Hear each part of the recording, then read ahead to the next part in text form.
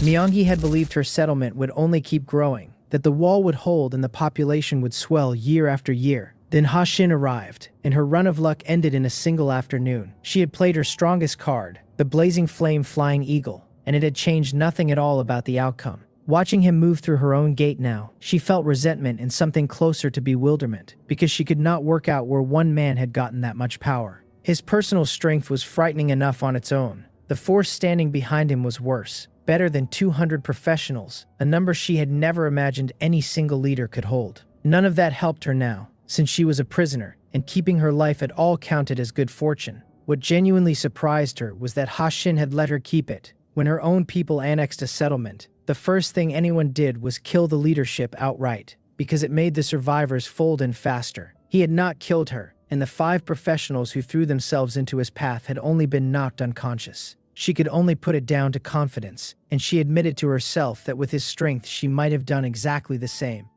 I tell them all to move, because I want to see the inside of that secret realm before anything else about today changes. War God state first, then demon dragon form, then the demon dragon armor skill, and I walk through the gate with every layer of it running. Myangi gives me a very strange look for that, and I ignore it completely. I am not tripping over my own feet at the finish line.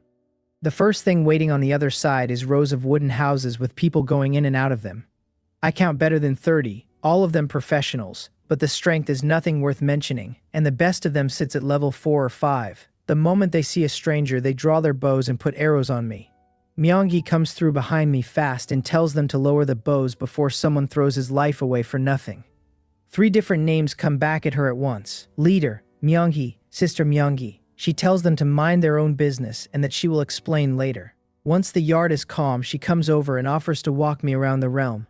I cancel every state I am running first and ask her to find me a room, because I need to change. Holy light healing closed the wounds, but my clothes are still shredded and stiff with dried blood, and wearing them is its own small punishment. She understands at once and puts me in one of the wooden houses with water drawn for washing. I clean up fast and change into a white robe with blue patterning, and the difference is immediate. She is waiting when I come out, and she hands me a blue book. The panel calls it the Heart Yang Art, blue and permanent, and cultivating it grants 25 experience points a day.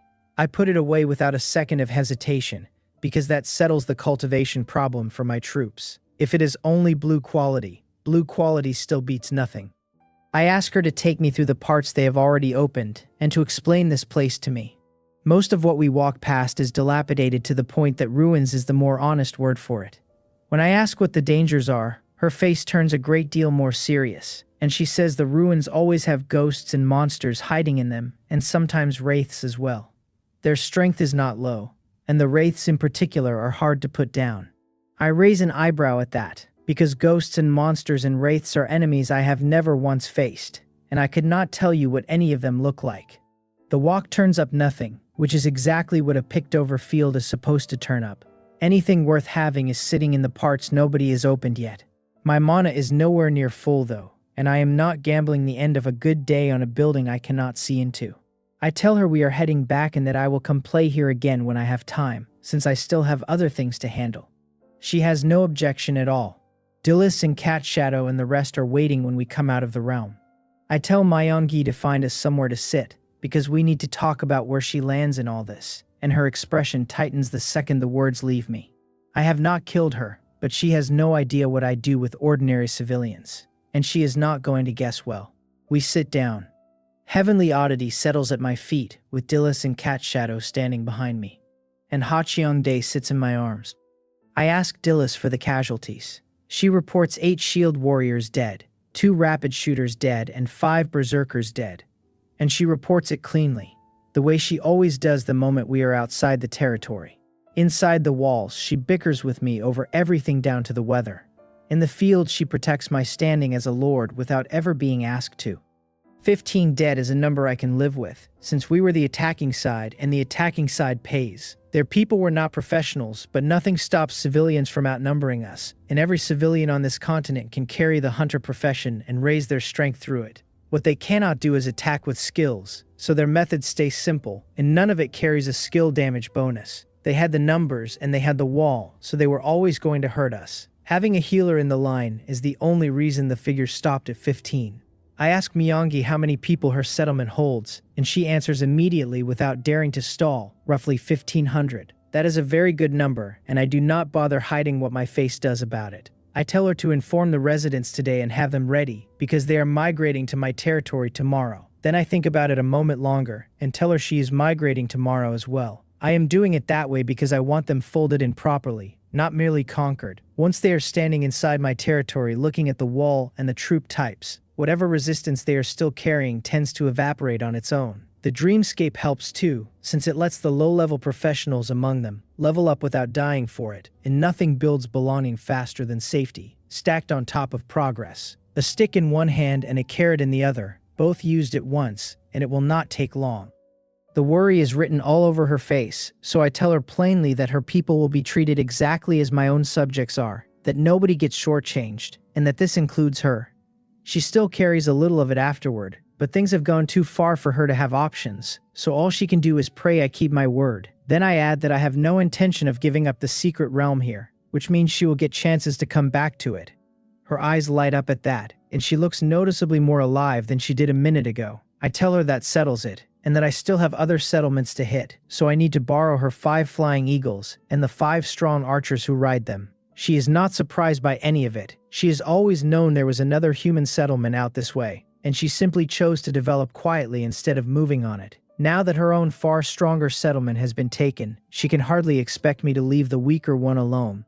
Organizing the troops takes very little time, and 15 fewer bodies does not change the shape of the force. Myeongi looks at the leader of the 5 archers and tells Won Hyuk to go with the Lord and obey every order I give. He nods without argument, because she has already briefed him on where things stand. My strength pushed him past despair out on that field, so he was never going to make trouble over this. All 5 of them greet me together, and I tell them not to worry, that they are my soldiers from today, and that I do not send my soldiers off to die. Then I tell Myeongi I am leaving everything here in her hands, and that I expect to come back to nothing I do not want to see. Otherwise I will not be merciful. I hold her eyes while I say it, and she drops her gaze rather than meet mine. She promises there will be no accidents, and that she will arrange everything properly, and I believe her, because she is nobody's fool. She does not think I am a kind man, and she is completely certain that if she touches my interests, I will not spare her or her people. She reads me correctly. That saves us both a great deal of time. We set off. Cat Shadow uses her talent along the way, whenever something is worth steering around, and it keeps the march boring. I ride on Heavenly Oddity's back with Hachiende in my arms and ask her whether she has found anything yet. She opens her eyes, shakes her head and tells me there is nothing. I rub her head and swallow the sigh, because complaining at her helps nobody, and I tell her to keep checking, and that finding anything at all comes down to luck. She nods and closes her eyes again. The question I keep chewing on is whether this island simply has no spirit crystal, or whether my search is too small to matter. It is the second one. The furthest I can push a sweep right now is about 100 kilometers, and it runs as a single line rather than a field. Hachiyeondae's talent is not yet strong enough to widen it. The efficiency is miserable. I tighten my arms around her anyway and hope for a vein. If there is no vein, I will not sulk, since bringing her out was always a lottery ticket rather than a plan. Nothing serious troubles us on the road, and we reach the target quickly. This settlement is plainly worse off than Myeongi's, just a wooden fence thrown up around a camp with a river at its back. I do not bother with anything clever this time. I give the order to attack, and the whole force moves at once. Shield warriors in front, archers behind them, and Won Hyuk's 5 lifting into the air. The first wave of arrow rain ends the quiet, and I do not wait for them to organize a defense. Saint Dragon form, War God state, and a holy light slash opens a hole straight through their wooden wall. The archers keep the pressure on from the ground while the 5 interfere from above, and the berserkers and the extreme ice giant bear charge into the gap. The people on the wall are still stunned from the arrows when the wall itself comes apart, and that does more damage to them than the arrows did. By the time the heavy line reaches them, their will to resist is already on the floor, so the whole fight takes 7 or 8 minutes and nobody in the settlement dares raise a hand. I ride in on Heavenly Oddity with Hachiyeondae held against me, and tell them coldly to put down their weapons or die. Plenty of them glare at me. Not one of them argues, and every weapon hits the dirt. This place is genuinely weak, with not a single professional in it, all civilians and almost no capacity to resist. And after my opening blow, the entire business of storming a wall simply got skipped. I tell Dillis to tie all of them up and leave 10 berserkers and 20 spearmen on guard. Then I look at the faces still burning at me, and add that anyone who causes trouble gets killed on the spot. Being cold about it in front of them is the whole point. A crowd that believes I will do it does not test me, and a crowd that tests me costs casualties I never needed to spend. Dulles takes the order and stays behind with 30 troops. Most ordinary people are content to keep their heads down anyway. I take the rest of the force onto the last human settlement, and it is in even worse shape than the one before. I break the wooden wall with a single blow and shout that surrender means living and resistance means slaughter. The fight goes out of them instantly and they hand the place over whole. It goes so smoothly that I simply absorb the settlement's entire manpower, 600 or 700 people, and then look at the time and decide against pushing onto the beast race gathering place today. We meet back up with Dulles and march everyone to Myeonggi's territory. The road does not stay clean. Marching better than 1,000 people through this forest is an open invitation, and even with Cat Shadow working we cannot dodge everything. Most of the monsters that try us fail. A few get lucky, and none of them get a meal out of it, because I put them down the moment they land. By the time we reach Myeonggi's gathering place we have lost 9 people with a handful more injured, and with healers in the column the injuries are not a problem. It is late, so I have Dulles and Myeonggi settle the new arrivals for the night. Tomorrow we handle the beast race gathering place, and after that we start the run home. We cannot take everyone at once, because the danger is far too high for a single column that size, so I will bring them back in batches and thicken the escort with more troop types. After a quick dinner I go into the secret realm alone, because a place like this owes me more than one blue book. Saint Dragon form up, and I walk straight for the ground nobody has opened. Nothing comes at me on the way, and nearly every building I pass is wrecked past the point of being worth entering. Then one of them is not. It is built entirely of white stone, square and regular, with silver tiles laid over the top, and from a distance it looks magnificent. Up close the dark black bloodstains and the holes punched through the walls ruin that, and they trade the beauty for something weird and unclean, with the wild grass moving in the night breeze and moonlight lying over all of it. The whole building reads as desolate and cold. I do not walk into that. I summon a mystic ice puppet and send it in ahead of me. A while after the puppet goes in, sounds come out of the building, and then the place is silent again.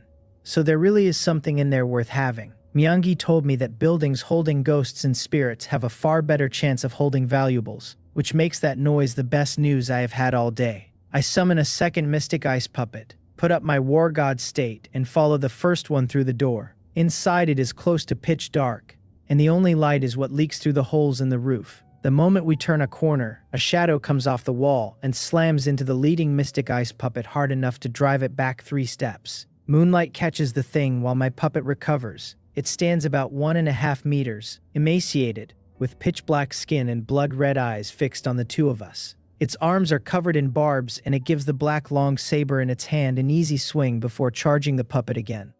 I pull its information while it moves. The panel gives me a name, Byum-ho. Excellent quality, level 17 at general rank, with strength 132, agility 121 and defense 82. Profession reads blade attendant. The skills are ghost cut, blade edge, 10 directions slash and shadow slash, and the talent line is empty. Then the race field says human, and my eyelid twitches. There is no mana attribute on him at all. Exactly like a monster, and yet he carries full profession information. My guess is that Byum-ho was a human once, and something turned him into this. Whatever it was, it is not my problem tonight, and the only thing that matters is killing him and taking what he leaves behind. I bring out the Holy Light sword, close on him in 1 step, and take his head off with a flat horizontal cut. He drops. In case the corpse has a trick left in it, I freeze him solid with a freezing spell, and then shatter the ice into chips. Clean work, and nothing left standing to argue with me about it. 11 more of them come at me the same way, and go down the same way, and once I am certain the building is empty, I start searching. What I finally reach is a rectangular cabinet carved out of white stone, its whole face covered in drawers. I open them one at a time. Most hold nothing but decayed plants, so the thing was clearly used to store medicinal materials. After better than 20 drawers, I finally get a return. Sitting in one of them is a plant giving off faint red points of light, shaped a little like a potato but tiny. No more than 3 centimeters across. The panel calls it a blazing star fruit, blue quality, a heavenly material and earthly treasure that randomly raises attribute points by 5 to 10 when it is consumed. That is a very good item and I put it away at once. Every remaining drawer is empty of anything worth carrying, and I say something unkind out loud about a building this size producing exactly one useful object. I turn to leave, since my war god state does not have much left in it today, and this place will still be here later. Then I stop, and I turn back around, and I look at the cabinet again.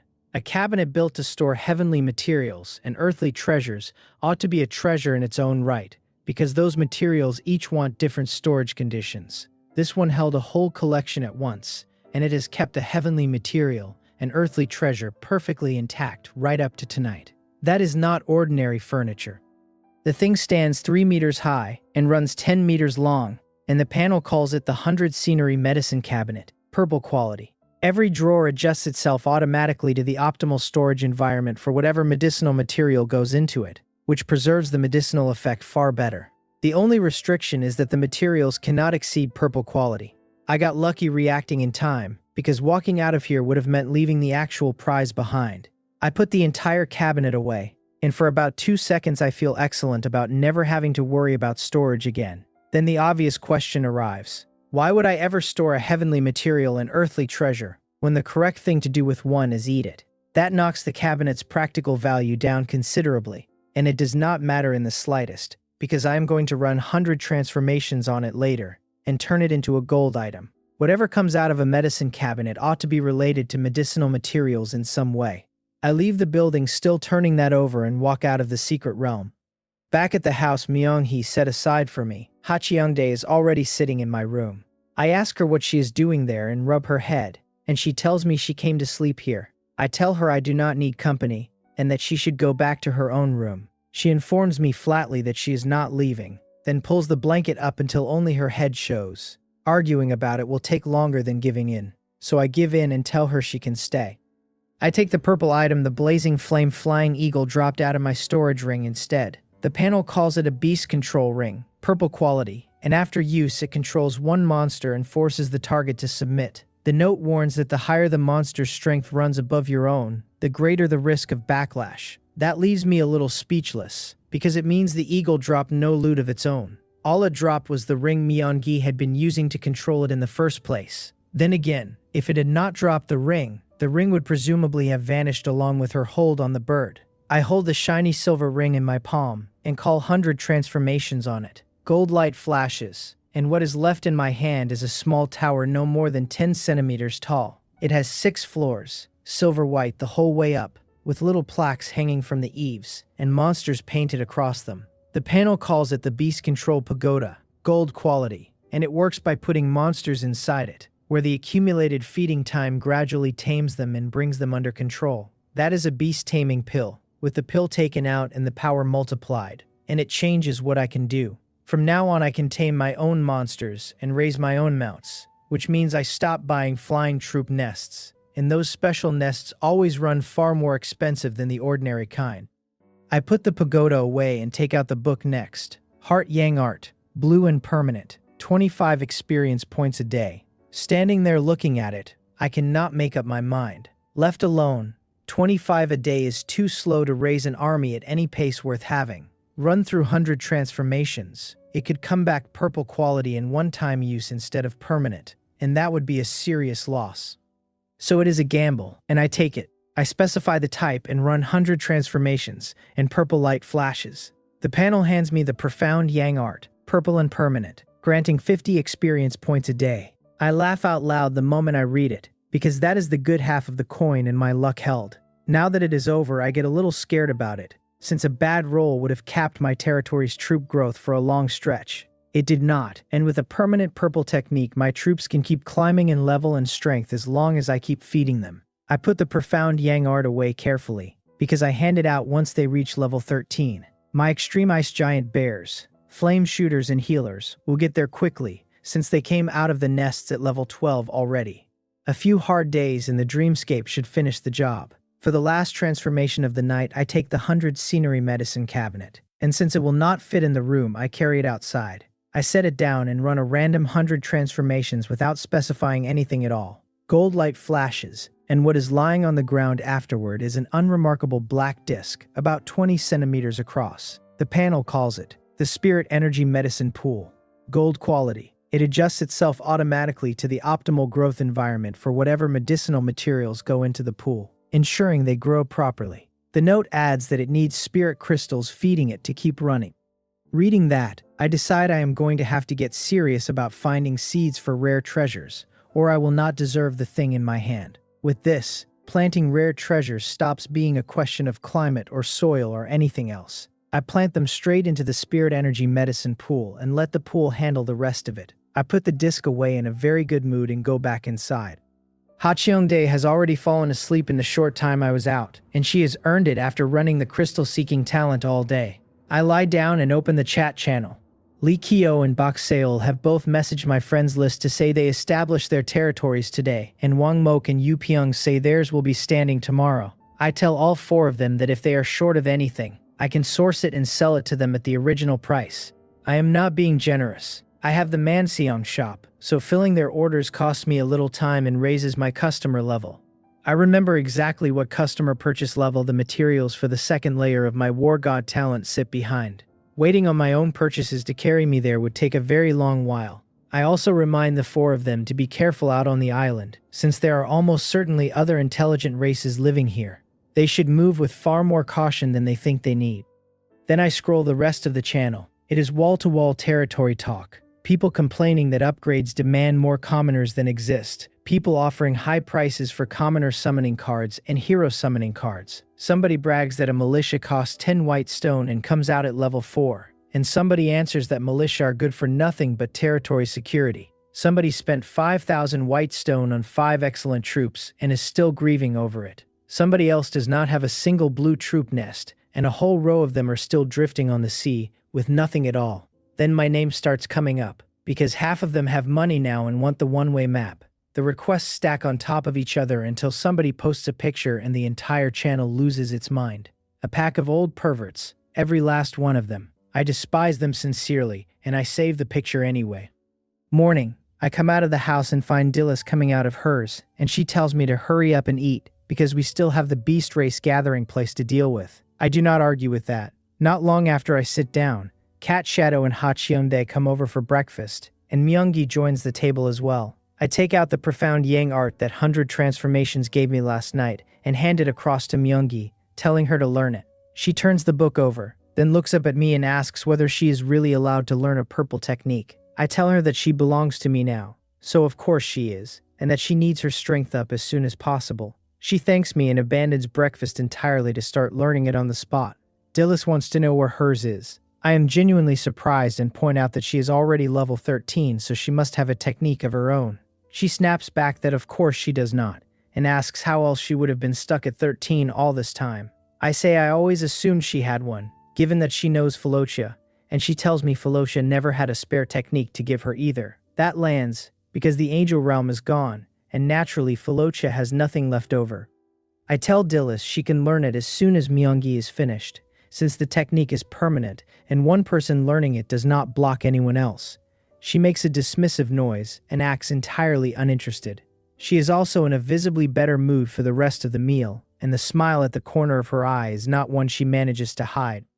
Myung-gi still is not done when breakfast ends, because the higher the quality of a technique, the longer the first learning takes. I leave her to it. Dillis stays at the gathering place with 10 berserkers and 20 spearmen, and I take everyone else out. That leaves one beast race gathering place on my list, and the life map put it at roughly 1,300 people, with no way to tell whether any of them are professionals. We move through the forest and get stopped by a mountain range that is not especially high, winding through from north to south. In we go, because the gathering place is evidently somewhere inside those mountains. Then, just short of it, Ha-cheong-dae speaks up and tells me she has sensed it. She opens her eyes and lifts her head, delighted with herself, and I am no less pleased, because we have finally caught something. I ask her where exactly, and she points straight ahead. That stops me. It cannot be that neat, unless the beast race gathering place has been built directly on top of the ore vein. I pick up the pace, because now I want the scale of that vein. I also want to know what race builds a settlement on one, and whether they did it by accident or on purpose. We reach the site quickly, and it is nothing like the other gathering places. There are no camp walls anywhere, because the entire settlement is inside the mountain wall.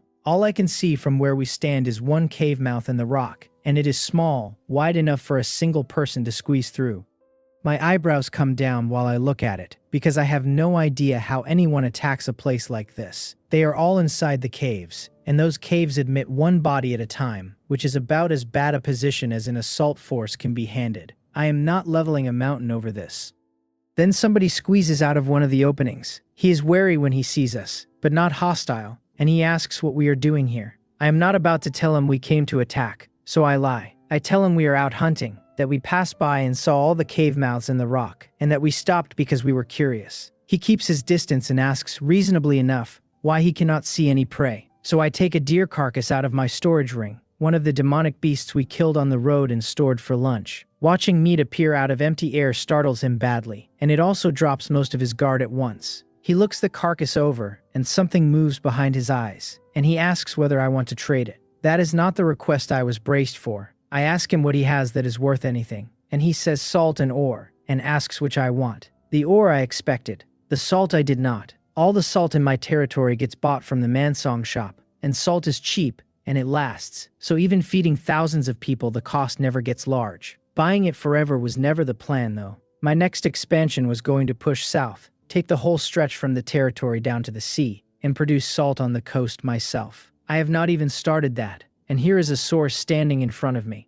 An idea arrives while he waits for an answer. Taking this place by force is going to be miserable, so why fight for it at all when I can trade with it instead? They obviously need food, and food is the one thing I can hand over endlessly. Trade food for ore and salt, and apart from their population never joining my census, these people function exactly like my own residents. My residents are people I feed and house so that they work and produce income for me, and this arrangement produces income too.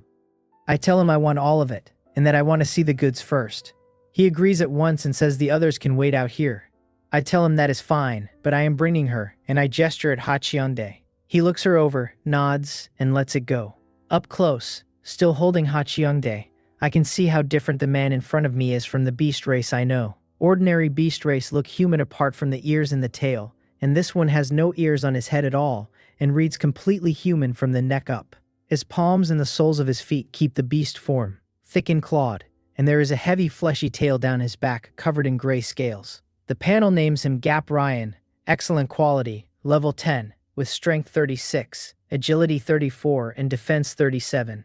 His profession is miner, and his skills are mining mastery and excavation mastery. He has no talent, and his race is listed as the Mountain Armor Clan. I give him my name and ask what I should call him, which is a question I already have the answer to. He tells me his name is Gap Ryan, and says to follow him. We go up steps cut into the mountain wall, and then he tells me to come in after him and squeezes into a cave mouth. The passage inside is sloped, and he simply slides down it and out of sight. I put a foot in first, and follow him down, and before I go I tell Hachiande to come after me. There is a stretch of darkness and then light again, and I am out of the passage. Hachiande comes through right behind me and collides with my back. She rubs her face with both hands and tells me, wounded, that it hurt. I turn around and pick her up, and then I take a proper look at where we have landed. I came down on a patch of yellow cotton wool and never felt the impact at all.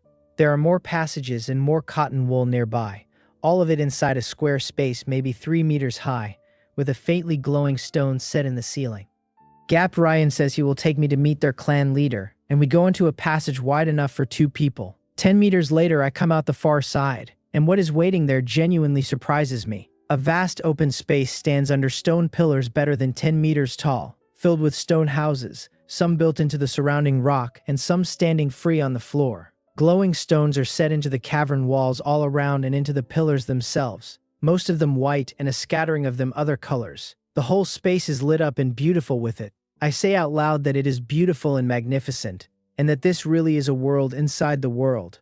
Then I look back at the passage I came out of and find myself admiring whoever designed this place, because an attacking force can only come through there 2 at a time. Anyone waiting on this side gets to kill them in pairs for as long as it takes. Gap Ryan tells me proudly that it is not even big yet, and that their clan leader intends to expand it further. We walk deeper in, and Gap Ryan trades greetings with the Mountain Armor clan people we pass. A young clansman asks him whether we are the ones the guards found. Gap Ryan says we are, that we mean no harm, and that we have even agreed to trade food with them. Once we have left the young man behind, I ask Gap Ryan how the guards spotted us at all. He points at a staircase running up the side of the cavern. At the top of it there is a platform ringing the entire space, and behind the platform the rock is bored through with passages tall enough to walk in upright. At the far end of every one of those passages is a small hole for watching the outside. I marvel at the design a second time, because whoever built this thought the whole thing through before cutting a single stone. We reach a 2-story stone house at the side of the cavern, built into the mountain wall. Gap Ryan knocks, and an old man opens the door and asks him what he needs. Gap Ryan says a group of newcomers has arrived outside and wants to trade with them. That word snags on something in my head, because newcomers implies they already have trading partners elsewhere. The old man looks past him at us and tells us to come in and talk, then stands aside to let us through. I read his information as soon as we are seated. Gap Tae, excellent quality, level 12, strength 67, agility 65, and defense 68. His profession line reads hero and administrator. His skills are planning mastery, intermediate efficiency, and intermediate administration. He has no talent at all, and his race is Mountain Armor Clan. That surprises me on 2 separate counts, because I did not expect a clan leader out here to be a hero, and I've never met a management-type hero in my life. The pity is that he cultivates no technique, or he would be a long way past level 12 by now. Gap Tae asks what I want to exchange for. I tell him salt and ore both, that I want to inspect the goods first, and that if the goods are good, we can hold a long-term trade relationship. He asks how much food I actually have. I tell him my territory does not lack food, but most of what I can supply is meat, and I ask whether that is acceptable to him. It is a real question, since the grain in my territory still needs time in the ground, while meat needs only monsters, and someone willing to kill them. He accepts meat without a moment of hesitation. I tell him I will look at the goods, and we can talk afterward, and he sends Gap Ryan to show me. We leave the stone house, and I take Ha Chung-dae's small hand and follow Gap Ryan into a passage 4 people wide. A full 20 meters later, I come out the other side. The space beyond it is bigger than the first one, and a river 4 meters wide runs across the floor of it with stone bridges thrown over the water to link the banks. On the far side, mining tunnels 3 to 4 meters across are cut in a row into the rock. Mountain Armor Clan miners come out of them constantly, pushing wooden and iron carts loaded with ore, and they dump it in heaps on the open ground. 1,300 people is a joke. At this mining rate there have to be tens of thousands living inside this mountain. The life map is not lying to me exactly. This settlement simply sits mostly outside its range, so it counted the handful of bodies inside the circle, and reported that as the whole population. Standing here, I also understand why nobody in this clan reaching above level 12 has ever tempted another settlement into raiding them instead of trading. In this environment, with this many clansmen, you would have to be a fool to start something, which means clan leader Gap Tae sending me down here in person to inspect the goods was never only about the goods. I smile about it until Gap Ryan and his clan is genuinely prosperous in numbers. He laughs and says it is all thanks to their clan leader, then turns me to the right. He opens a wooden door onto a cave and stands aside so I can check the salt inside. It is snow white and very fine, nothing at all like filtered rock salt, so the Mountain Armor Clan clearly has equipment I have not been shown. I do not ask about it, because the quality is the only thing I need to know. I tell him it is very good and that I am satisfied, and he laughs and says several settlements buy their salt and not one of them has ever complained after eating it. Then he offers to take me to the ore.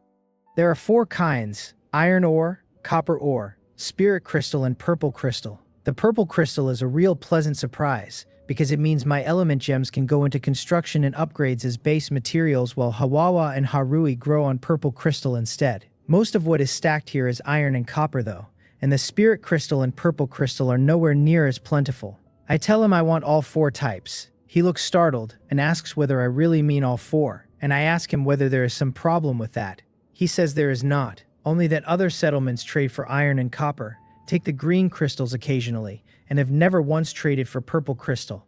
That figures. Iron and copper explain themselves, and are easy to use. Spirit crystal is not much good to anyone without spirit energy buildings, so if some settlement is buying it, that settlement has spirit energy equipment. As for the purple crystal, nobody out here knows what it does, and I only know one use for it myself, which is that it strengthens elemental spirits. So I tell Gap Ryan that the purple crystal is called purple crystal, and that I know exactly one thing to do with it. That one use is worthless to almost everybody, since I feed the stuff to my pet. He is astonished that there is a pet anywhere in the world that eats rock. I tell him the world is vast and full of strange things, and he nods along like a man who has just had a suspicion confirmed.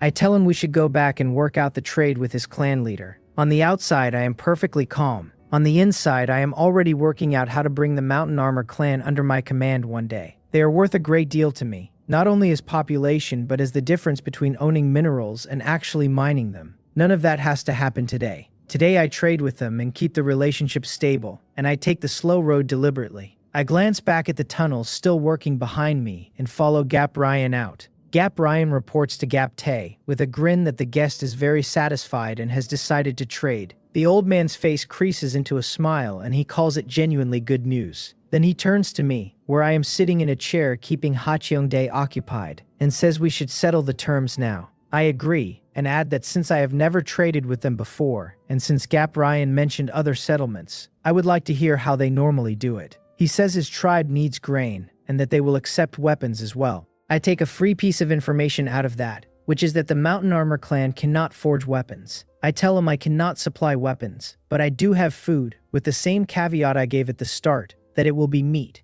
He says the meat is excellent, and offers me the same rate the other settlements get, 1 pound of meat for 5 pounds of iron ore, or 5 pounds of copper ore. I turn that over for a moment. 5 pounds of iron ore is not 5 iron ingots, more likely 3. And 3 ingots bought off another player runs 30 white stone. The rate is acceptable, and honestly better than acceptable, because with this many territories established now, meat and water no longer fetch anything worth having on the trade channel. So I tell him I want the other 2 ores as well, and ask for his prices on them. He prices spirit crystal at 10 pounds of meat for 1 pound, and says he has no idea what to ask for purple crystal because nobody has ever bought any. The spirit crystal rate is past cheap and well into absurd, since 1 pound of it is 50 standard spirit crystals. I have already checked spirit crystal in the Mansong shop and hold purchase authority for it. The shop sells it at 50 white stone per piece. I accept the spirit crystal price. Then I tell him, without letting anything reach my face, that purple crystal is worth 1 pound of meat per pound to me, since my pet is its only use.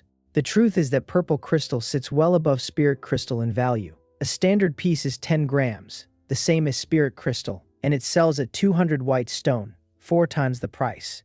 The first purple crystal I ever owned came out of a purple stone 100 transformations, and looking back at it now, I made a profit that day as well. Gap Tai shakes his head and turns the offer down. He says purple crystal is rarer than spirit crystal, so the price cannot go that low, and the least he will accept is the spirit crystal rate of 10 pounds of meat for 1 pound. I tell him that rare and valuable are not the same thing, and I apologize in advance for being blunt about it. Sitting in a warehouse, those crystals are worth nothing to him, and traded away they become something his people can actually use. Then I add, before he can answer, that my pet does not have to eat purple crystal at all, since meat works too and only works less well.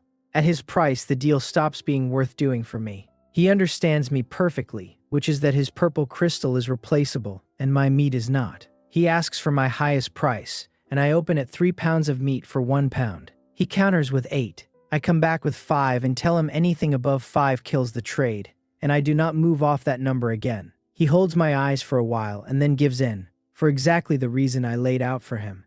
Whatever those purple crystals are worth in theory, in his hands they are a pile of useless rock, and supplies beat rock every day. He says he agrees. I tell him it is a wise decision, and that he is a wise leader. Then I admit I have not brought much with me today, so the bulk of the trade waits for my next trip.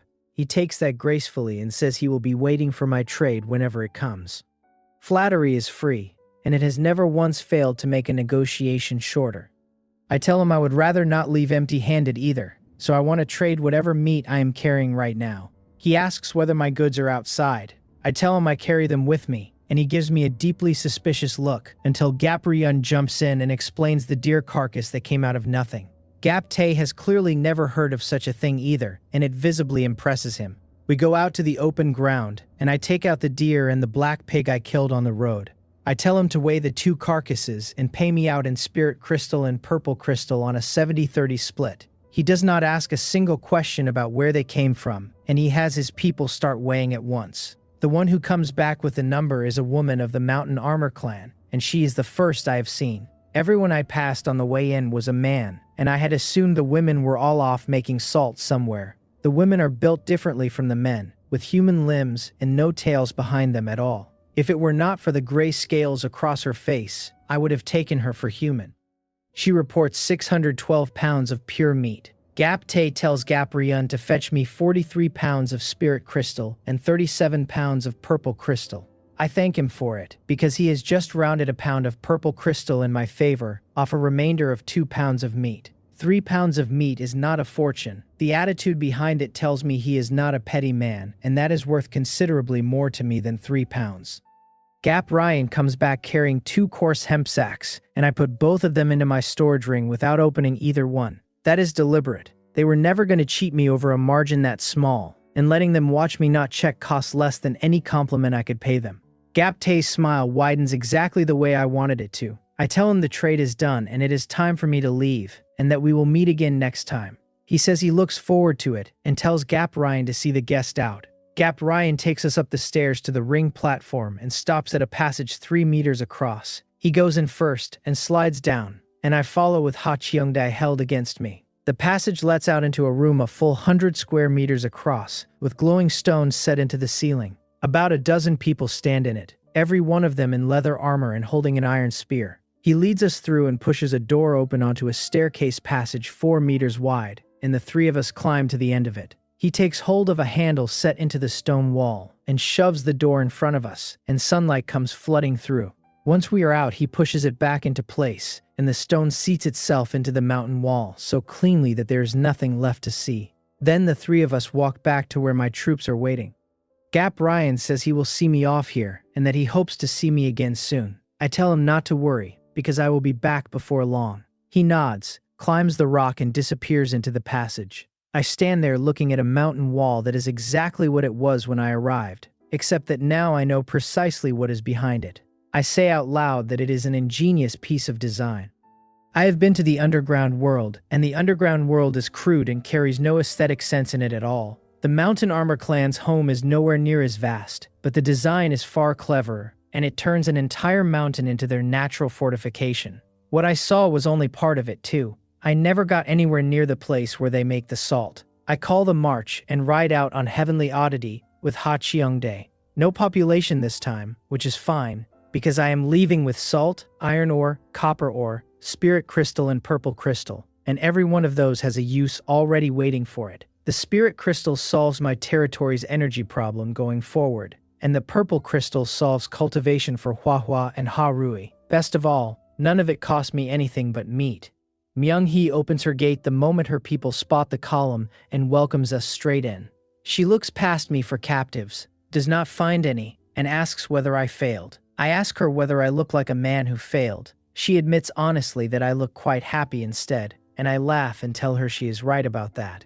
Then I ask whether the residents are ready, and she says they are, without asking me another question about my day. There are over 2,800 commoners to move, and after what the road did to us yesterday, I am not walking all of them out in one column. 500 first, then back for more troops. The trip runs clean and we reach the territory without incident. The residents out cutting trees and widening our living space stop work as we pass and greet me one by one. I take the column on across the Sangyu River, which is the river I made myself, running out of the southwest end of Haiha Lake. There are 3 stone bridges over it now, all of them Seokpan's work, and there is another one over the Ha River to the east. Not one of those bridges has a name. The only bridge in this territory that has a name is the first one I put up in the south, and the name it got is the Nameless Bridge. Naming things has never been among my talents. Past the river the ground opens out and the city comes into view. The wall runs 1,000 meters to a side at a height of 3 meters, and it stops all 500 of my new arrivals where they stand. 3 meters is not tall, and every one of them can see that. 1,000 meters to a side at a height of 3 meters, and it stops all 500 of my new arrivals where they stand. 3 meters is not tall, and every one of them can see that. 1,000 meters to a side is another matter entirely, and every one of them can count. Shim Seong is waiting under the wall with 10 militia, and comes forward the moment he sees me. I ask him how he has been, and whether he is adapting, since I handed him to Seokpan when he arrived and never once checked on him afterward. He smiles and says he has adapted. It makes sense that he has. In my territory, he never has to think about external threats and only has to run internal affairs. That is the thing he is actually good at. and it is far easier than what he carried in his own place. I tell him to settle these 500 properly and to plan ahead, since there are another 2,300 coming in behind them. He says, with some difficulty, that we do not have enough housing. That surprises me, because we have not taken in many people lately, and I ask whether the building blueprints are gone. He confirms it, and says Lord Seokpan has no residence blueprints left at all. So I hand him my flower card and tell him to draw money from Mori at the Lord's manor. Then he is to buy residential building blueprints from the Mansong shop and give the flower card back to Mori. He acknowledges the order and leaves with the 500. I go to the dreamscape, pull 100 troops out of it, collect Windsor on the way, and set out again with a party of over 300. The remaining 2,300 come home in 3 batches. The last of them travel with barely more than 200 troops, because I have left 100 troops in Windsor behind at Myeonggi's gathering place. By the time that final group reaches the territory, it is thoroughly dark. It got dark on the road, in fact, and I finally got a proper feel for what this forest is at night. The monsters are far more active, and the odds of being hit climb with them. We had numbers, we had caution, and we had Cat Shadow with us, so we came through without meaningful casualties. I hand every commoner over to Seokpan and Shimsong and the others to sort out, then go straight to my room in the Lord's manor and take a bath. Afterward, I go down to the dining room, take the flower card back from Mori, and sit down to the enormous dinner Mori has laid out. I take out the purple crystal and tell Hua and Harui that it is theirs. 37 pounds converts to 1,535 standard purple crystals, which will keep the two of them going for a good long while. Hua thanks me loudly enough for the whole dining room to hear it, and Harui flies circles around my head to show how pleased she is. After dinner, Felicia sends over the 2 items she pulled out of the water today, both of them blue quality. Anything below that goes to Seokpan without my looking twice, unless it is unusual in some specific way. Then I go back to my residence and start the day's 100 transformations on my own. Hua and Harui are not joining me tonight, because they have a mountain of purple crystal in front of them and no patience left for anything else. The first item is a purple piece of equipment I have been holding back, and it comes out gold quality exactly as I expected. I will take it to the Manseong shop tomorrow and sell it. The second is the card Felicia gave me, and the panel calls it an identity conversion card, blue quality. It lets me designate any person for identity conversion, including but not limited to profession, race, and gender. The restriction is that the target's aptitude cannot exceed excellent quality. I have to stop and admire how strange that item is, since it will change a person's gender on request. The restriction makes it worthless to me, so it goes into 100 transformations along with everything else. It erupts. Gold light comes off the card, and what I get back is a gold item. The panel calls it the Troop Fusion Conversion Energy Card, gold quality, and spending the card's energy lets me fuse and convert my existing troops, restricted to troop types I already hold nests for. My eyes light up at that, because it lets me rebuild my army once, exactly the way I want it built.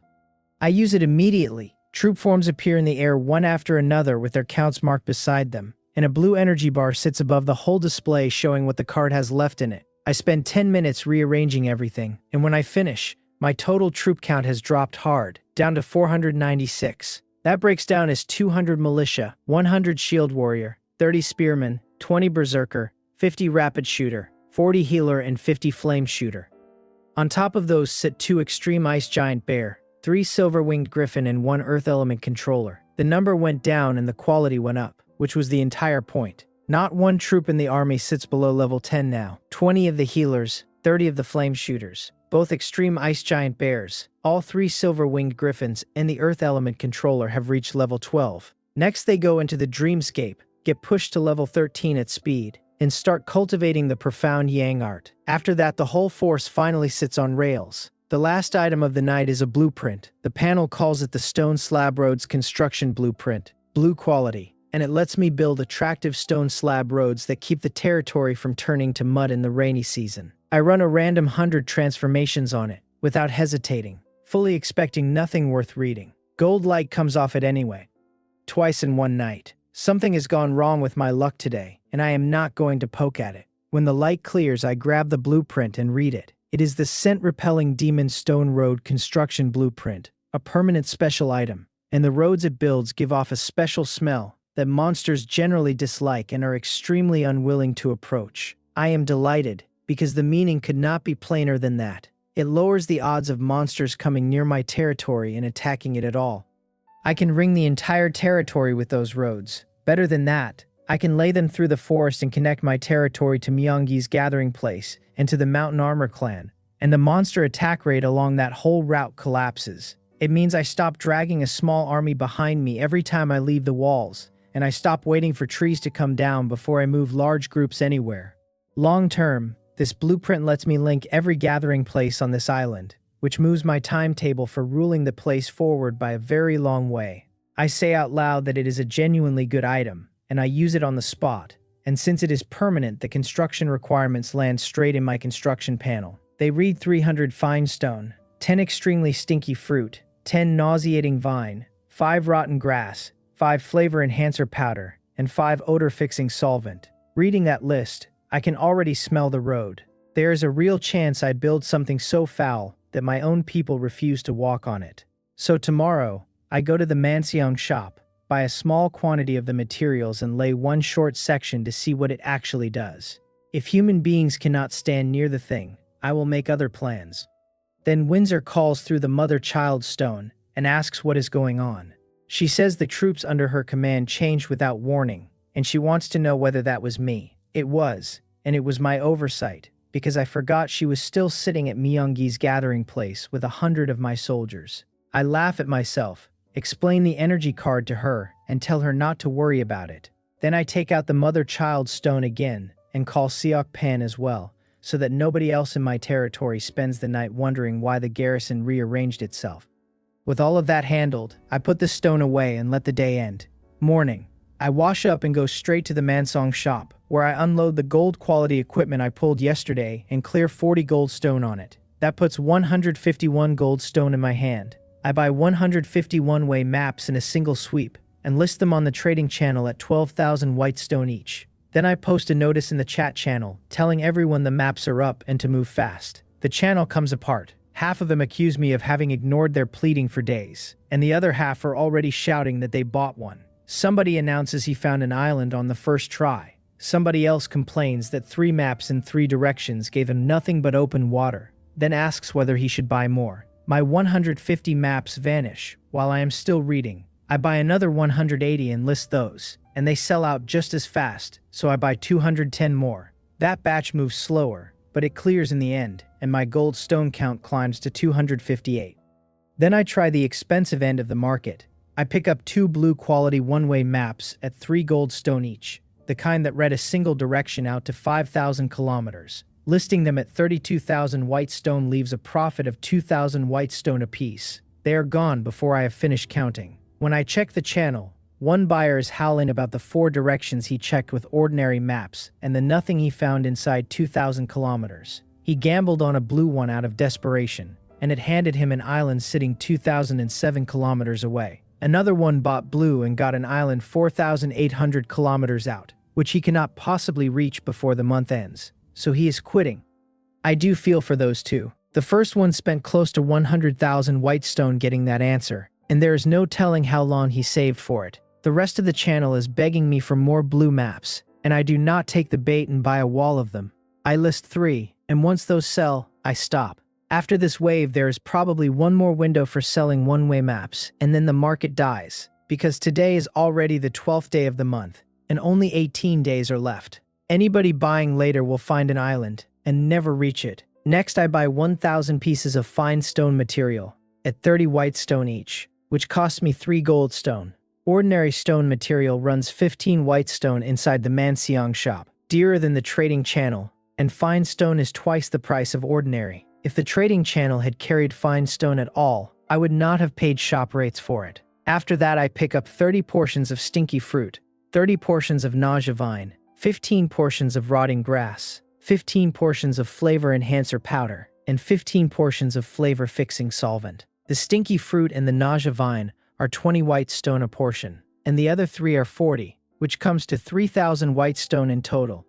I leave the shop, ride Heavenly Oddity out of the territory, cross the Sangyu River, and come out on the western edge where the land runs up against the forest. I set the alignment east to west, spend 1 portion of material, and a section of scent-repelling demon stone road appears in a flash of light. It is a black slab road 3 meters wide and 100 meters long. Heavenly Oddity backs off more than 10 meters the instant it lands, and if I were not holding the reins, it would have bolted for the horizon. So I get down and walk up to the thing myself. The good news is that I cannot smell anything at all standing on it. The bad news is that 100 meters of it cost me a full gold stone. The straight line distance from here to the Mountain Armor Clan gathering place is 200 kilometers, which puts the whole run at 2,000 gold stone minimum. This is not one bit simpler than hacking through the forest a step at a time. I was too optimistic. There is a second problem underneath the first one. If demon beasts will not go near the road, then no beast will pull a cart along it. I have no idea how I am supposed to move freight, unless psionic technology can do it. Being broke is a genuinely miserable condition. Whatever the answer is, it is not today's answer. Every stone I own has to go toward acquiring territory cores by the end of the month, and that is the one thing I cannot be late on. If the Mountain Armor Clan trade needs hauling before then, I will haul it myself with the storage ring and make several trips. What I can do is ask them, next time I am down there, whether they can supply fine stone material, since fine stone is where nearly all the cost of this road sits. I ride back toward the city thinking it through, and I lay 2 more sections of Demon Stone Road 2,000 meters out from the wall. Eventually I want the city ringed with it, and at a side length of 3,000 meters, the whole perimeter would only be 12 kilometers, which is a bill I can carry later. That would make the city considerably harder to reach. It would also make life inside my own territory unpleasant for every demon beast and tamed mount I own, and I will have to solve that when I get there.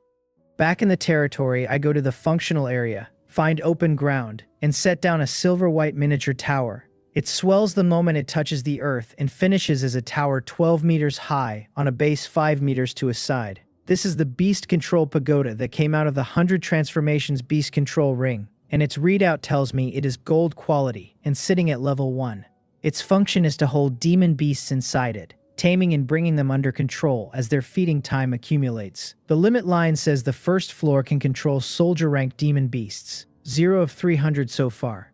To upgrade it I need Rare Wood 500, Sergeant Rank Demon Beast Cores 30, Water Element Gem 100, Fire Element Gem 50, and Light Element Gem 50. I read that twice and then I walk in. The inside of the Beast Control Pagoda is a world of its own, a separate space that has nothing to do with how small the tower looks from outside. The first floor is laid out in individual partition pens, each one a slot for a single tameable monster. Walking the floor, I find that the number of slots on this level can be expanded without pushing the pagoda to its second floor at all. Each additional pen costs 1 soldier-level monster core and 1 space stone. That is a price I can live with, and I file it away and step back out to the Lord's Manor for breakfast.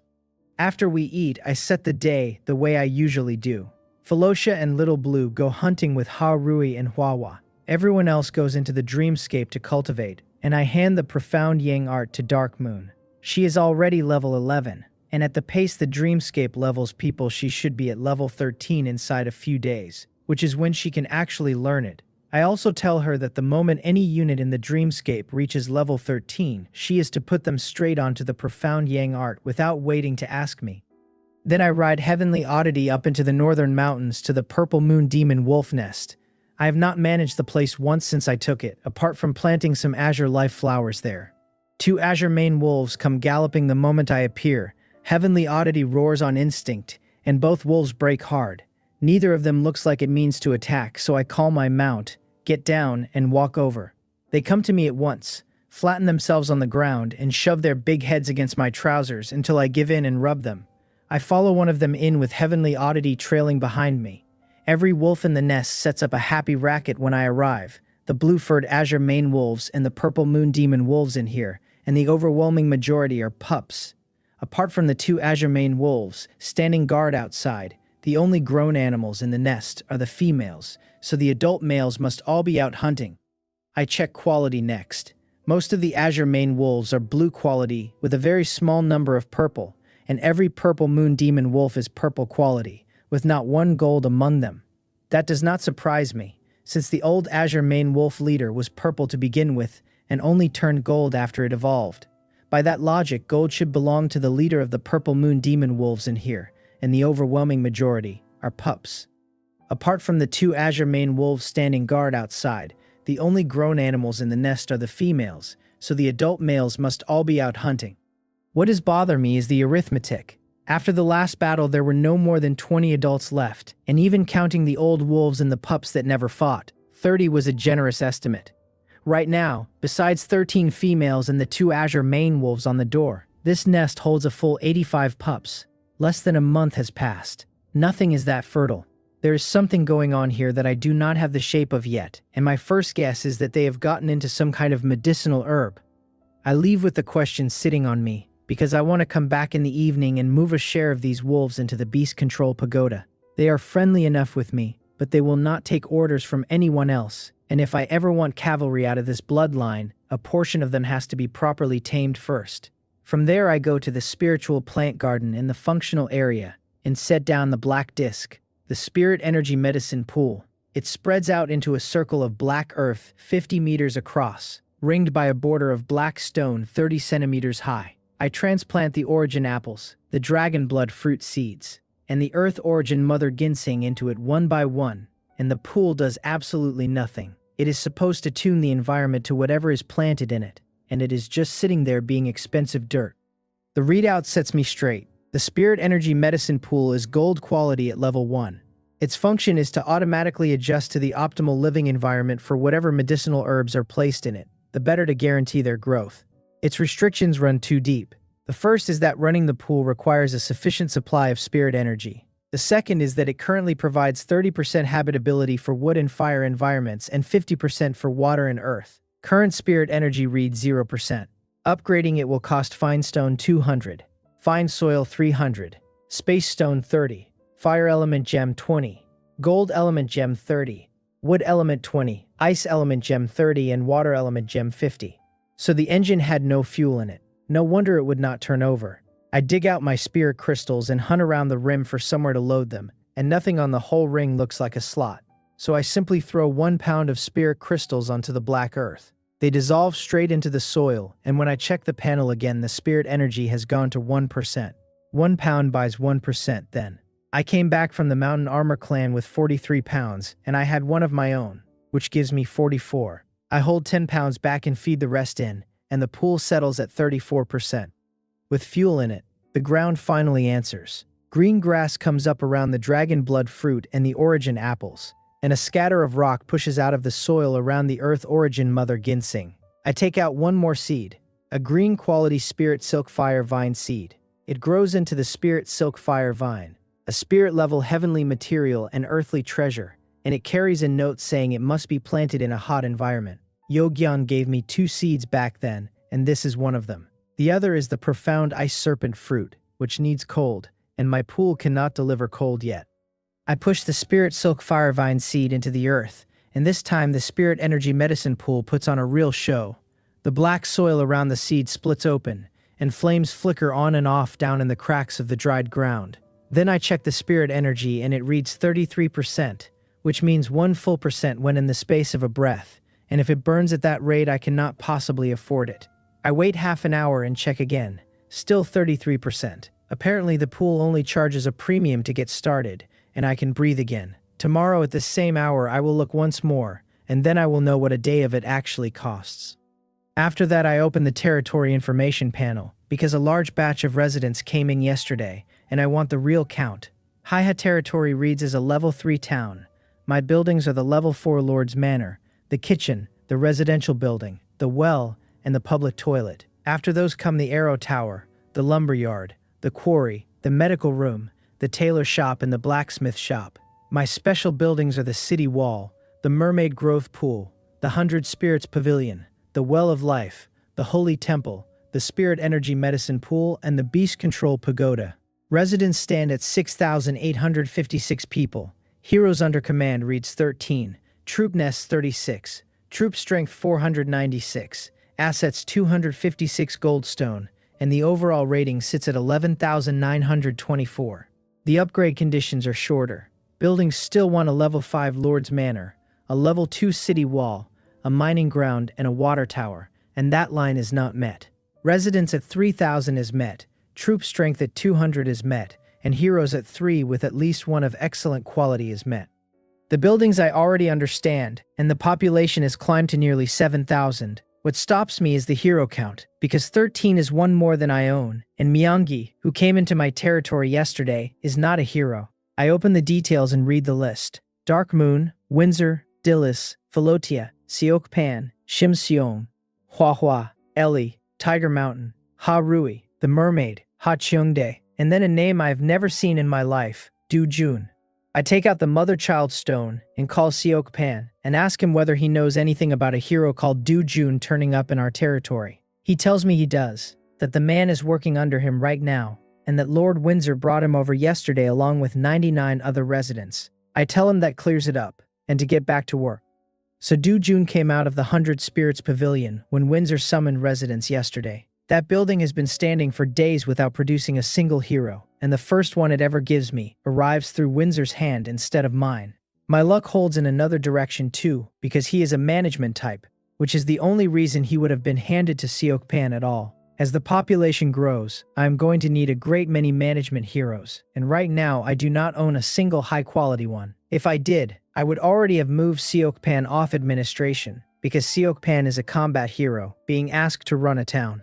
Only the modest population and Shimseong's help have kept him from drowning in it, and at nearly 7,000 people he is going to start feeling stretched. Whether Du Jun is enough to fix that, I will find out. Either way, I need a proper management hero soon, or the territory's growth is going to stall on paperwork. It makes me wonder how Elf City handles it. Ellie is not a management hero, and the Blood Elf Queen is certainly not one either, so somebody down there must be doing the work.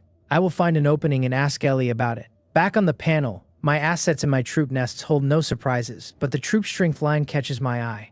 496 is exactly the count of units summoned out of the troop nests, which means the combat professionals who came over from Myeongi's territory are not being counted at all. That is a new piece of information and I file it. My rating has surged past 10,000 points, and on the upgrade conditions the only thing still standing between me and the next tier is getting the Lord's Manor to level 5. I close the panel and go into the dreamscape, because my War God talent is not going anywhere in the short term and levels are the one thing I can still buy with time. I spend the next day in there. When I come out, my experience has reached 763, already past a third of the bar. And barring something stupid, I will hit level 12 in another 2 days. That should feel good. It does not, because there is a thing sitting on the back of my neck, and it has been there all week. This week's disaster. Today is the last day of it, and the last day is supposed to be the worst of it, and I still have not found a single sign of what it is. I even wondered whether it was a swell in stone resources, but I asked clan leader Gap Tai about it yesterday, and he told me flatly no. Abundant mineral resources then? My miners have not reported one strange thing coming out of the ground. Then I remember the wolf nest this morning, and the count that made no sense, and my whole body goes cold. It cannot be that. I go and find Seokpan at once, and when he asks what I need, I ask him whether there have been any abnormalities lately with the animals penned inside the territory. After the city wall went up, I had him fence a small breeding area out of timber and put ordinary wild beasts into it. He is thrown by the question and clearly has no idea what the problem is. He answers me straight anyway, saying he handed the captive animals over to Shimseong and no longer knows the details, then asks whether something has happened. I do not answer him. I tell him to take me to Shimseong. When I get in front of Shimseong, I ask him the same thing, whether there has been anything abnormal with the animals in the pens. He is thrown too. He thinks about it, and then asks, a little hesitantly, whether the animals having more young counts. Off to the side, Seokpan quietly rolls his eyes at him, because more livestock is the opposite of a problem. My stomach drops, because the thing I was most afraid of has already happened. I ask whether it is more offspring per birth or a shorter gestation. Shimseong stops treating the question as small talk and answers carefully. Both. More young per litter, gestation far shorter than normal, and the survival rate much higher on top of it. That settles it, and I hate the answer. The resource disaster this week is a hard boost to animal reproduction. In the space of 1 week, the number of newborn demon beast cubs across the island has gone up enormously. More cubs means more mouths. More mouths means more competition, and competition among demon beasts means blood. When those cubs grow, and they will not take long to grow, the entire island's beast population climbs. They will not all be high level. There will simply be far too many of them.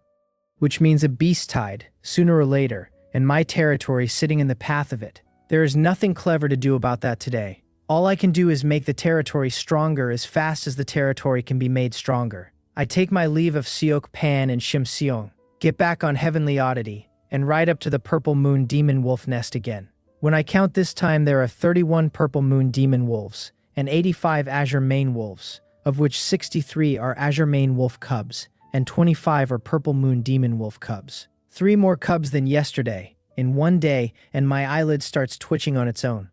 Among the adults, there are 13 females and 15 grown males, and there is not one old wolf anywhere in the nest. That tells me exactly what happened to the old wolves, and I do not need it spelled out. 9 of the blue quality Azure Mane Wolves are level 14 at minimum, and 6 of the purple quality Purple Moon Demon Wolves are level 15 at minimum. One of those 6 is a gold quality Wolf King already sitting at level 18. Looking at that spread makes me genuinely envious. Once a person hits general rank, levels only come out of cultivation techniques, while these animals just go out, kill something stronger than themselves, and eat their way up. In the end, I take 1 level 15 Purple Moon Demon Wolf cubs and 25 Azure Mane Wolf cubs. The rest stay where they are, because for now the nest actually suits them better than my territory would.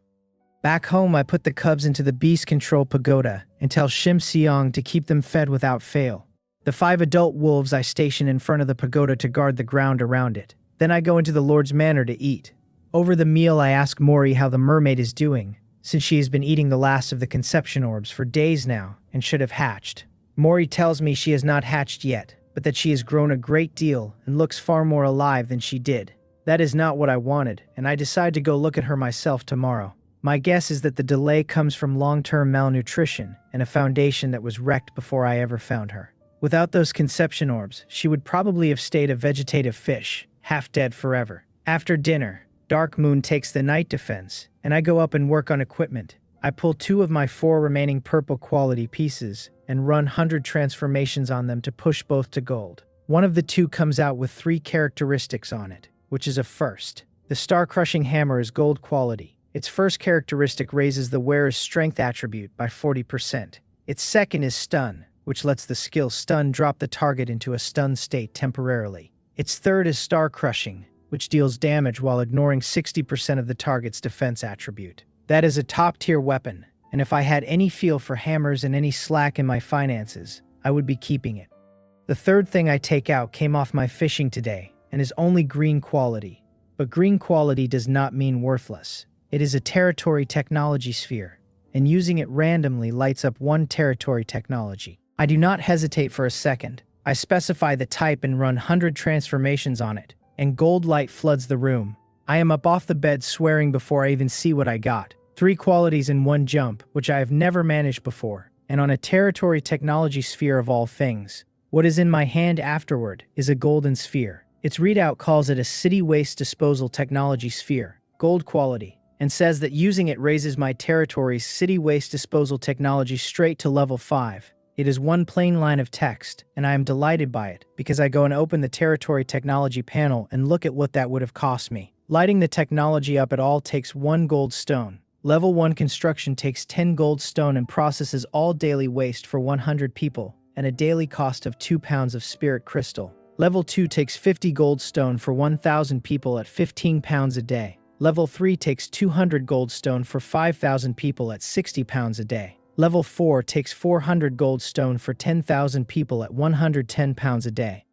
Reading that leaves me with mixed feelings, and 1 question, which is why the water technology never charged me any spirit crystal at all. On the whole though, this sphere just saved me a full 1,461 gold stone. And as for the crystal burn, nobody is forcing me to run it at capacity. So I use it, and I designate the functional area as the power core for the city waste disposal technology. The sphere vanishes, and the matching entry on the territory technology panel lights up. Nothing around me changes, which does not worry me, since I am standing in a bedroom, and this technology has no business here. Whatever it has done to my territory, I will see in the morning. Morning, and the bathroom stops me where I stand. The toilet is changed. It is now the same thing I used back on Blue Star, which is to say it is convenient in a way nothing on this continent has managed since I arrived. I stand there working out whether the waste disposal technology did this. I use it, and I have to admit it is an improvement on every previous arrangement. While I am in there, some of last night comes back to me. I had been with Tiger Mountain, and at the worst possible moment her tiger body skill got away from her in the middle of an outburst. Fur came running up a back that had been perfectly smooth a second earlier. I very nearly abandoned the entire evening on the spot. Thinking about it now still puts a shiver through me. On the way out I meet Tiger Mountain coming the other way. This woman who normally carries herself like a war banner goes scarlet the instant she sees me, then bolts into the bathroom rather than say a word. I let her have that one. I ride Heavenly Oddity out to inspect the territory instead, and near the residential buildings I start finding green square covers set into the ground at intervals, each with a red button on it. I press one. The cover lifts by itself, and underneath is a pit 5 or 6 meters deep. That has to be the waste pipeline, which means from now on the residents nearby can simply dump their refuse straight down it, provided I keep feeding the technology enough spirit crystal. I ask around while I am out there and confirm that nothing inside the residential buildings has changed, which makes sense, since those are still collective housing. That is its own problem, and a bigger one than plumbing.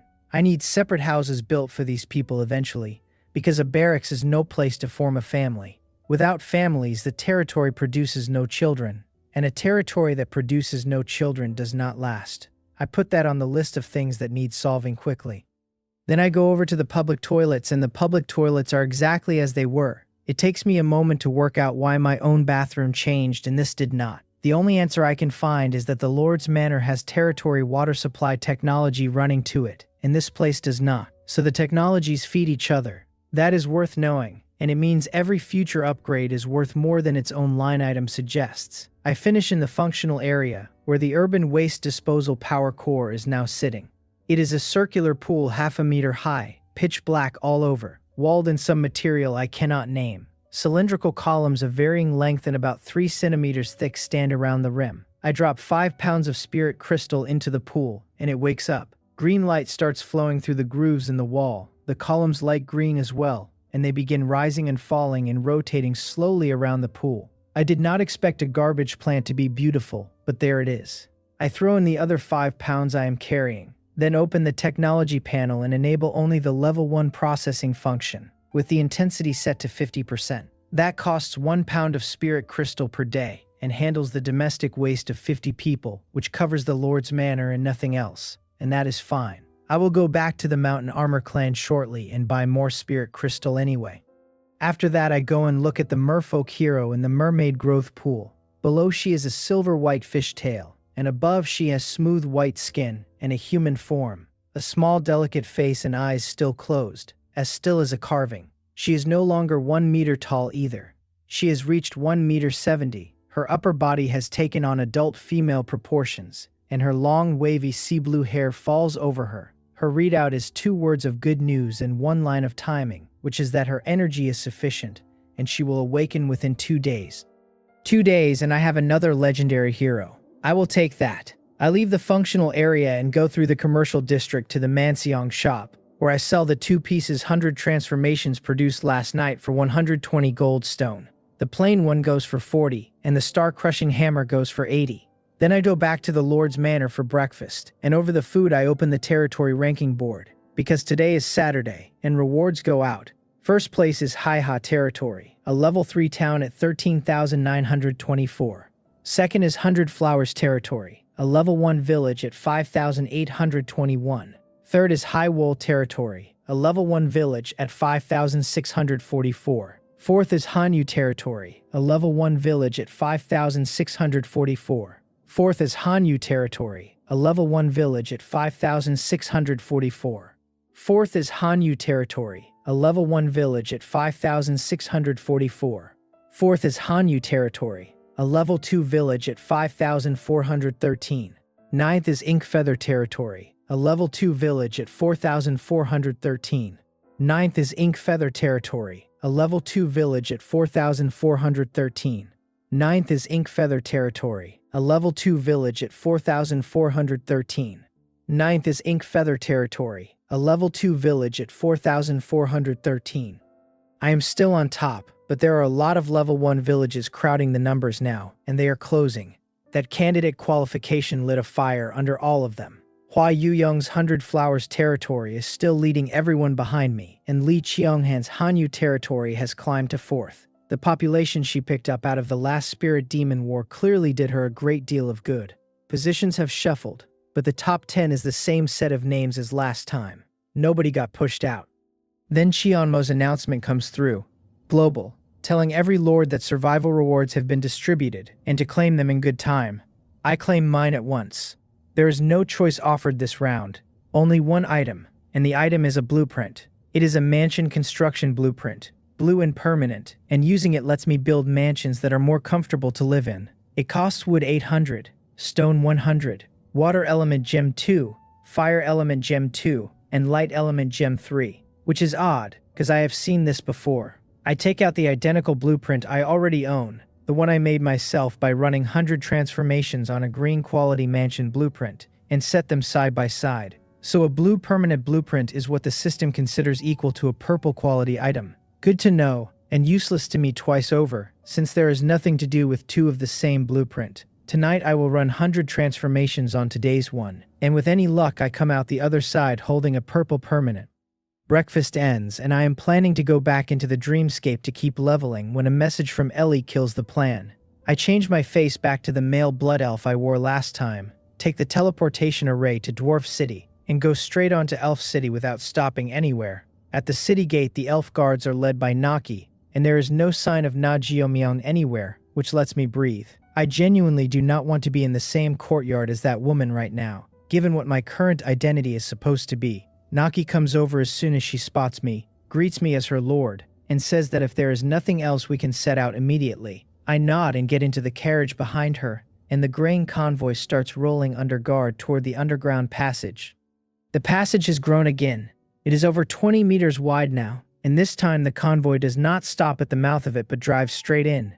That tells me the road from the underground passage to Aisha territory is fully connected, at least well enough to carry wagons. I am not surprised. If Aisha territory is going to develop fast, it needs support and reinforcement out of the underground world, and support and reinforcement need a road under them. Ellie has clearly understood that, because in 5 days she has put more than 15 miles of road between the passage and the territory. Hauling grain is slow work, so I end up making conversation with Naki, who is sitting across from me, and I ask whether Ellie's work in Aisha territory has been going smoothly. The question catches her off guard, but she recovers and says it is going very smoothly, except that Na Jiomyeon causes trouble now and then, though nothing serious. I frown and ask what kind of trouble. Naki gives me a strange look and stammers without saying anything at all, so I ask her whether there is some reason she cannot say it. She shakes her head quickly and says the problem is that the matter concerns me. I tell her to say it anyway. So she does. Ever since the night Na Jiomyeon left with me, she has been dropping in on Ellie to ask after my news. She started the day after she got back to the territory, and every time she tells Ellie she has already taken me under her skirt. Naki finishes, and then looks at me with open curiosity, because she plainly wants to know what actually happened that night. My face goes dark. I mutter that this Na Jiomyeon badly needs a lesson, and that I intend to find an opportunity to give her one. Naki hears me, lowers her head and rolls her eyes where she thinks I cannot see. I can guess most of what is running through her head. Her lord talks big and is visibly weaker than she is, and her lord is about to be flattened by Na Jiomyeon and turned into a genuine male pet under that woman's skirt. She had better warn Ellie the moment the convoy stops, before something catastrophic happens. Naki has no idea what my actual combat strength is. She is busy imagining the scene instead, and whatever her imagination hands her, it turns her face bright red. When I ask her what is wrong and why she has gone that color, she jumps and insists she is fine. The rest of the ride happens in a very strange silence. Every so often there are monster roars outside and blood elf guards shouting back at them, so they are not getting a clean run down here either. Even so, nothing on the road causes any real trouble. Then the convoy stops, and I know we have arrived. I get down and look at the city and briefly wonder whether I have been driven to the wrong place. What is standing in front of me is enormous. I cannot see either end of it, only the walls, 10 meters high and bluish-gray and heavy with authority. My own level 2 city wall is 3 meters. This thing is more than 3 times that, and I have no idea what level a wall like that even is. The gate mouth is busy with traffic in both directions, and when I look at who is moving through it, it is not just the 3 great races of Blood Elf, Dwarf, and Goblin. There are stone people in the crowd, and humans, and beast race. The stone people I understand, since they were always an underground world race. The beast race is not, and the beast race has no business being down here at all. That means Aisha territory has already made contact with settlements out on the island above and started bringing them in. Then a face I know comes walking over, and it is Coco No. I remember her from the discussion in Elf City, where it was settled that she would handle supply management for the new city. That covers only supplies for the Blood Elf clan, with daily necessities administered jointly by several people. She stops dead for a second when she sees me, clearly not expecting me here, then gives me a nod and counts that as a greeting. That much courtesy exists only because Ellie thinks highly of me. Otherwise, she would not waste a glance on a male pet. Naki has to go with Coco No to process the shipment, so she cannot stay with me. She calls a guard over, takes her aside for a quiet word, and hands me off to be taken to Ellie. I get back into the carriage, because Aisha City is far too large now to cross on foot without losing the morning to it. Through the window, the street is 6 meters wide and paved in bluestone, lined on both sides with neat rows of level 2 residential buildings, with other buildings scattered among them. I recognize public baths, public toilets, and restaurants. There are not many people out on the street, which I take to mean most of them are working outside the walls. They will be quarrying stone or cutting timber or minding fields, exactly the way my own people spend their days. We ride out the far end of the residential district, and there is a second city wall waiting. This one I know intimately, because it is the same 3-meter level 2 wall I have standing at home. The guards show their credentials to the watchman and the carriage rolls through into the inner city. In here the ground opens up, with no buildings at all along the road at first. As we near the center, the mansions begin. Wooden houses behind courtyard walls 2.5 meters high, with tall imposing gates on them. Past the mansion district, the carriage stops at my destination, and the Lord's manor in front of me has changed beyond recognition. It is built entirely of stone now, shaped like a 2-story castle, and it covers an enormous footprint. I get out and the Blood Elf guards walk me in. The path is laid in blue stone with plantings down either side, and there is even a small fountain. We go up the blue stone steps to a room on the 2nd floor. The guard knocks, and Ellie's voice tells us to enter. She looks up when we come in and lets her face open into pure delight, before she remembers herself, and tells the guard to step outside. The guard does not go. She says that Naki asked her to pass on a message. Ellie nods for her to say it, and the guard hesitates and looks at me instead, visibly unwilling with me standing there. Ellie is curious now, and since Naki knows perfectly well what the two of us actually are to each other, there is nothing here to keep from me. She tells the guard to come and say it right in front of us. I watch the pair of them whisper with a great deal of interest. Then Ellie says she understands and dismisses her, and once the door closes, she locks it and comes into my arms. She looks up at me with a mischievous edge to her smile and asks whether I am not curious about what Naki just told her. I put my arms around her waist, kiss her forehead, and tell her I know she will get to it on her own. Her whole face lights up at that. I will find out what Naki said eventually. It stops being the most urgent thing in the room fairly quickly. Later there is knocking, and Naki's voice on the other side of it, and Ellie tells her to come in. Naki has Na Jeomyong with her, which is not the arrangement I would have chosen. Na Jeomyong takes one long look at the two of us, and she clearly has some rearranging to do behind her eyes. Ellie asks without hurrying what the matter is. Na Jeomyong finds her voice again and reports that they have finished clearing the cave they discovered. At the end of it, there was nothing at all except that space portal, and the group needs to sit down together now and decide what to do about it. Ellie straightens her clothes, says they will gather everyone and discuss it at the cave, and hooks her arm through mine on the way out. Na Jeomyong watches me the entire length of the corridor, with an interest she is not bothering to hide. We do not take a carriage this time. Ellie and I each ride a tamed monster, and the group of us goes out through both city gates and pushes west toward the mountain range at the edge of the territory. Waiting at the destination are the 2 dwarf leaders I have met before, Kato and Kalimu, along with Elder Ra-Ye, the only goblin leader present. Mo Yan of the Blood Elf is there as well. Coco No is not, since she is still buried in that supply shipment. There are no fewer than 100 people standing alert around the site, and I cannot tell from here whether they are soldiers or professionals. The leaders are gathered at the foot of the mountain in front of a cave mouth 3 meters wide.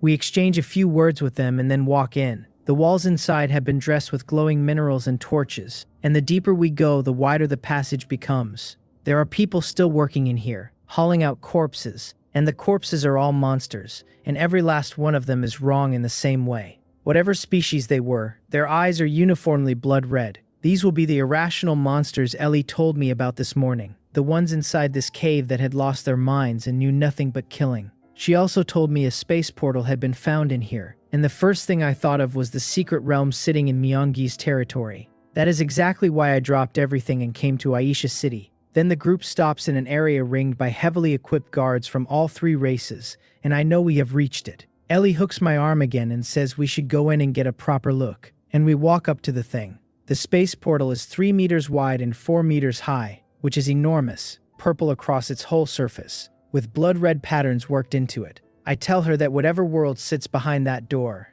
it is not a nice one.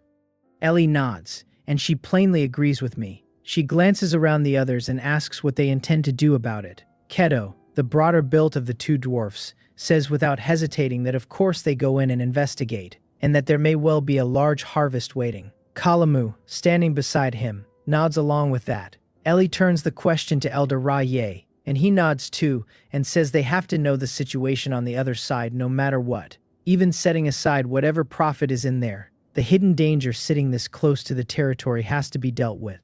Ellie accepts that and asks whether they go in themselves or send people ahead to test the water first. Elder Ra-Ye says people first, as though it were the only sane answer, and both dwarf commanders nod. Only Na Jiomyang pulls a face at the three of them, unimpressed by that much collective courage. Ellie does not argue the point. She tells everyone to choose their personnel, since they move shortly. After some discussion, the expedition comes out at 32 people. Each of the three races contributes 10. All of them professional fighters and no troops at all, because the troops were summoned too recently and are not strong enough yet. Of those 30, 27 are blue quality at level 18 and 3 are purple quality at level 18 and lead the teams. No king rank goes in, because king rank is rare in all three races and losing one would hurt for years.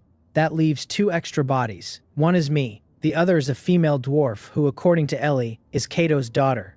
I look at the dwarf woman they call Tessa, then at Kato, and I cannot make the two of them line up in any way at all. If nobody had told me, I would not have taken her for a dwarf. She is 4 feet tall like the rest of them, but she is not broad in the slightest. She is slender, and the slenderness does not read as weak. It reads as tightly wound and extremely strong. There is a little of Tiger Mountain in the way she stands, except Tiger Mountain is a great deal taller.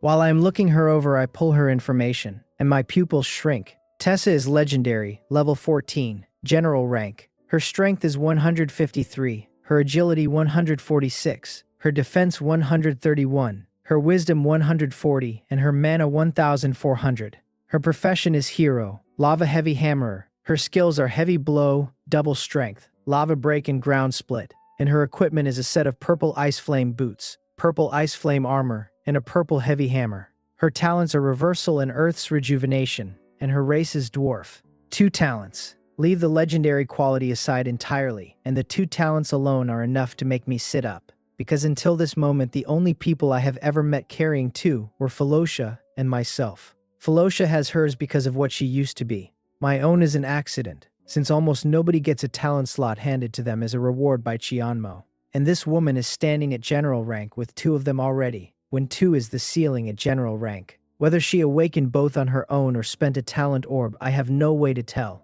Naturally, having read all that, I start having other ideas about her. Nobody in this world has ever been harmed by owning one more legendary hero, and someone with this profile has a genuine road to Emperor tier in front of her. It also explains why Kato signed off on his own daughter walking into an unknown world. He is not gambling. He knows exactly what she is. Just as the group is about to step through, Kato speaks up and asks whether the space portal is definitely not one way. It would be a poor joke to go through and find there is no coming back. Elder Ra-Ye tells him not to worry, since he has already tested it, and there is no problem whatsoever. He adds that there are monsters on the other side, so the first thing anyone does on arrival is set a defense against an ambush. Keto nods and says nothing else, but he watches Tessa the whole time.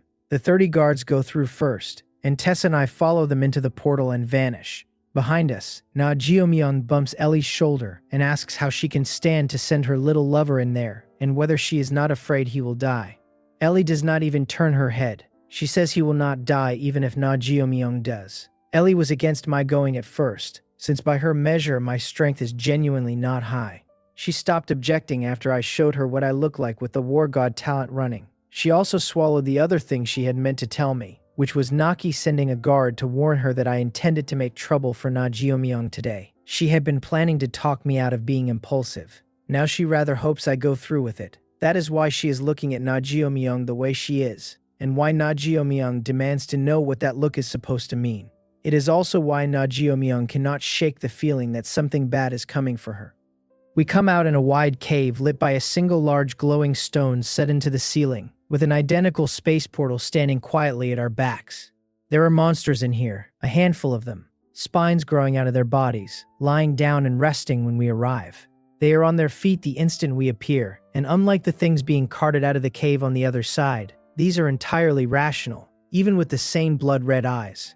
Rational or not, the sight of us agitates them. After a few low growls, the 6 of them come at us. 10 dwarfs plant themselves at the front with shields, and gray light comes off all 10 at once and knits into a gray barrier over a meter high. The blood elf archers behind them have arrows knocked before the shield is finished, and 9 red arrows and 1 purple one go out at the 6 monsters together. The arrows punch through and leave the wounds burning. 5 of the monsters scream. The 6th does not, because the purple arrow killed it outright with poison, and the archer who put it there is the blood elf leading this operation, a poison archer. While the guards work, I pull the information on what we are fighting, and it turns my morning around. The bloodthirsty monster is excellent quality, level 17, general rank. Its strength is 113, its agility 112, its defense 108, its wisdom 108, and its mana 1080. Its profession is modifier. Its skills are bloodthirsty, infection, and self-destruct. It carries no equipment and no talent, and its race is demon. Demon. Not demonic beast. Demon, and I am staring at the readout wondering whether I have misread it, because this thing is level 17 and has all the strategic depth of a falling rock. Then I look at the profession line again, and the picture snaps into focus. Every one of them is a modifier. These things were not born here by accident. Somebody put them here, and their skill list gives the whole game away. One look at infection tells you the entire intention behind them. In the few seconds that takes me, the demons have been shredded, and the spines all over their bodies are starting to pulse red. Self-destruct. I shout at the front line to raise their defense. The dwarf who hears me looks at Tessa first, and Tessa nods, having already seen it, and every gray barrier along the line turns black and grows thicker and taller. Then the bloodthirsty monsters charge straight through the arrows without any regard for them and blow themselves apart, throwing flesh across the whole cave. The dwarves get pushed back several steps, and a few of them end up with blood at the corners of their mouths, but the shields hold and nobody behind them is touched. I ask the injured dwarves how bad it is, and one of them says it is not a real problem and the rest nod along. Then I look at Tessa and ask whether we press on. She is the commander's daughter, and I am the commander's male pet. And the difference between those two positions does not need explaining to anyone, so I ask rather than decide. Her face sets, and she nods. The 32 of us move again, and I take the myriad map treasure pearl out of my storage ring and tuck it inside my clothes to start recording the ground around us. Unfamiliar territory, running map. It has become a reflex. Exploring the cave turns up exactly 1 exit, a passage about 3 meters wide, comfortable for 2 abreast and awkward for 3. Tessa looks down the dark of it and says she will take point. The dwarf leader beside her refuses flatly and calls a companion up to walk the front pair with him instead. Tessa pulls a glowing stone out of her clothes and hands it to me to carry, and I take it without arguing, because at her height the light would only reach so far. The blood elf and goblin leaders fall in behind the 2 dwarves. Everyone else pairs off behind them, and Tessa and I end up wrapped in the middle of the column.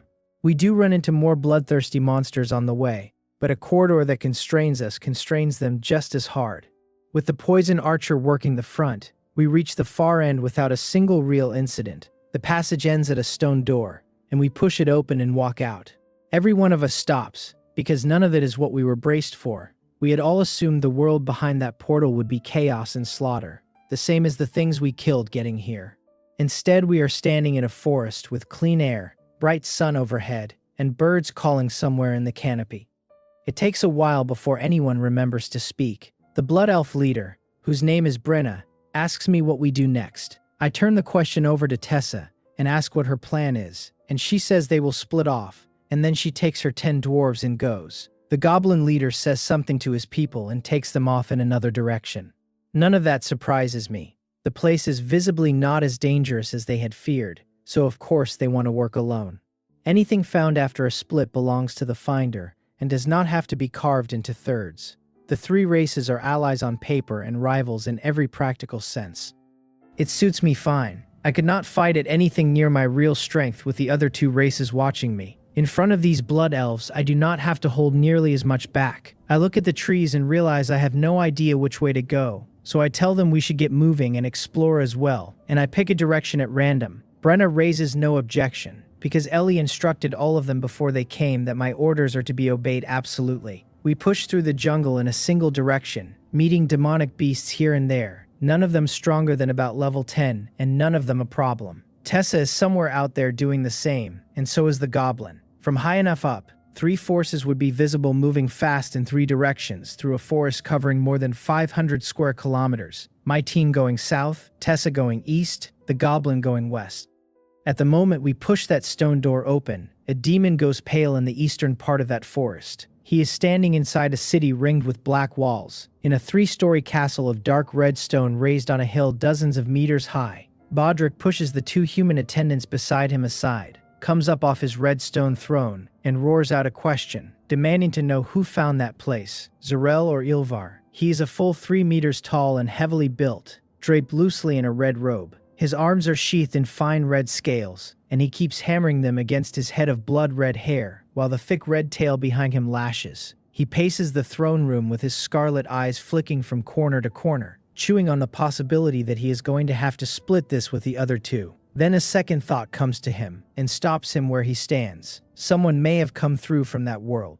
He decides to look before he decides anything else. Whichever of them found the space portal, Zarel or Ilvar, they would have buried the fact exactly the way he did. He shouts for his troops to assemble, because he intends to see this with his own eyes. Brenna and the rest of us have already covered ground and come out the far side of the forest, where the trees give way to open wilderness. I know nothing at all about this place, so all I can do is keep pushing in one direction, and my luck holds, because after about an hour I start seeing cultivated fields. Fields mean people. From there we move a great deal more carefully, since there are demons in this world, and this may well be a world demons run. If humans here sit near the bottom of it, being spotted carelessly would be a catastrophe. A village comes into view in the distance, so I have Brenna and the others go to ground while I go in alone to ask questions. I approach carefully and see only human figures moving around. None of them look like they are living well, but they are at least walking freely wherever they please, which lets my shoulders come down. I open the trade channel and find that it still works here, which lets them come down further. Then I put my human face back on and buy a set of coarse linen clothes through the channel. I change out of my robes, because walking into a village dressed like that would draw every eye in it. I go in, wander, and ask around, and what I learn is roughly what I expected. This is a world ruled by demons, and the general status of humans in it is very low and frequently wretched. Not universally though. Some demon territories treat humans reasonably well, if reasonably well is measured against what other demons do. The demon who holds this territory is one of those. She does not exactly care about the humans under her, but she does not treat them as slaves to be killed on a whim either. Now and then she picks out promising humans and brings them into her Viscount's castle. This territory belongs to Viscount Valora, and Viscount Valora is a succubus. Then I get the one piece of news that actually matters. Valora is due to pass through this village very shortly, on her way to the Marquise's castle for the Marquis territory's annual demon banquet. That, combined with everything the villagers say about her, is enough for a plan. I leave the village, find Brenna, and tell them all of it. She is briefly startled by my human face but does not ask, and evidently files it under whatever special transformation methods her lord is presumed to have. She asks whether I have a plan. I tell her I intend to attach myself to Valora's party and get into the Marquise's castle to have a look. I only thought of it after hearing what kind of demon Valora is, and I am not particularly confident about it, but it is worth trying. Brenna clearly has reservations and voices none of them, and nods. If it fails, nothing about us can be allowed to get out, so I choose to stop the convoy on an empty stretch of road, rather than anywhere near the village. On an empty road, anything that goes wrong can be finished cleanly, with nobody left to carry the story anywhere.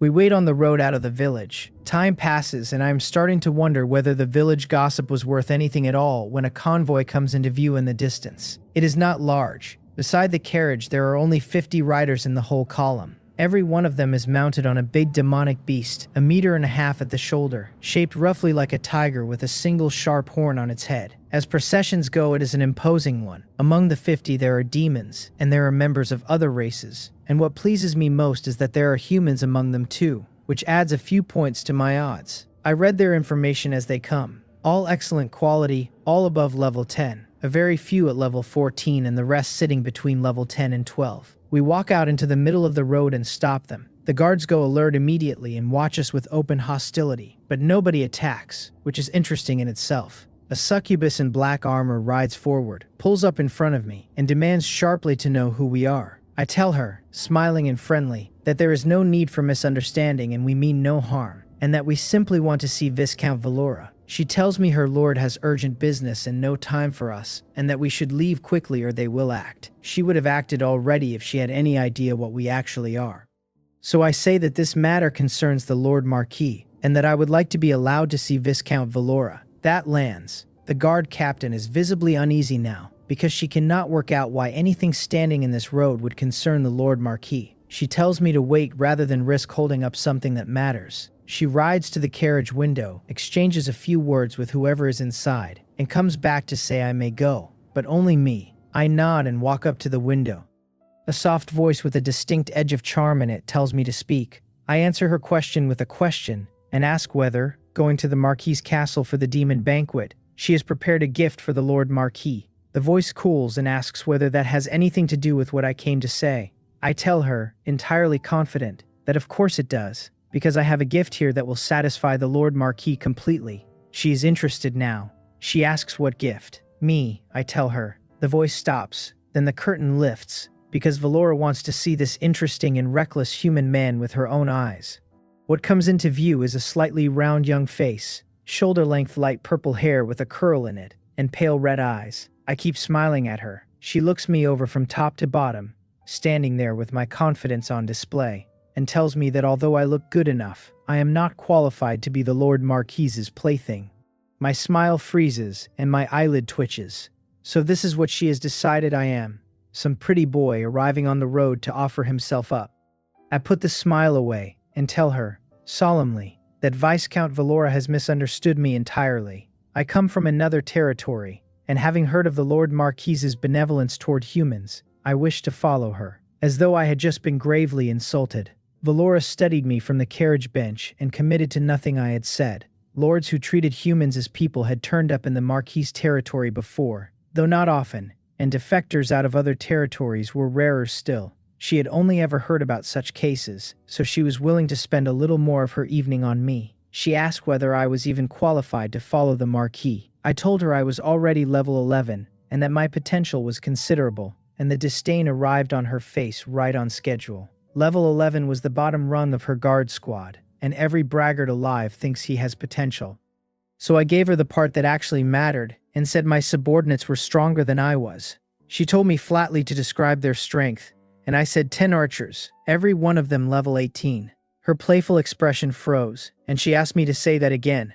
I repeated it without hedging, and her face went cold as she reminded me what happened to people who played tricks on her. I offered to let her see for herself, and she said it had better be exactly as I described. Then she dropped the curtain and stepped out of the carriage. I got a proper look at her on the way down. She stood about 1.65 meters, dressed plainly enough, with a thin pointed tail swinging behind her. A pair of small purple horns sat in her hair. I read her panel while she walked, and it came back, excellent quality, level 18, a management-type hero. That told me most of what I needed to know. A viscount, who manages rather than fights, is a viscount who would rather deliver a prize than gamble on keeping it. Brenna and the others put on their demonstration, and every word I had said held up. Valora asked why they were willing to follow me, and I told her I had saved them. I called her Lord Viscount Valora while I said it, because the cheapest thing in the world is a title spoken correctly. She stared into my eyes without expression for a long moment, turning my group over in her mind. She was not going to believe me outright, and she did not have to. Once we reached the Marquis territory, with the Lord Marquis standing right there, what waves could 11 strangers possibly raise? That was the thought that made her smile, and the smile put a genuine charm into a face that had been merely pretty. She told me the Lord Marquis would certainly like this gift of mine, then turned back toward the carriage and said over her shoulder that we were to follow her convoy. Valora could not bear to let go of a piece of meat this fat. She was already picturing how easily her Marquis would deal with me if it came to that. Unfortunately for her, my strength is not that simple.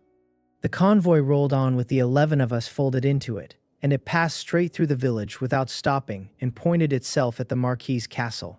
While my half of the plan ran smooth, the other two teams were having a very different night. The goblins cleared the forest, sighted the village, and ran into a patrol of demons before they had scouted a single thing. They dealt with that patrol, and the moment they finished, a fresh patrol arrived and began calling in more.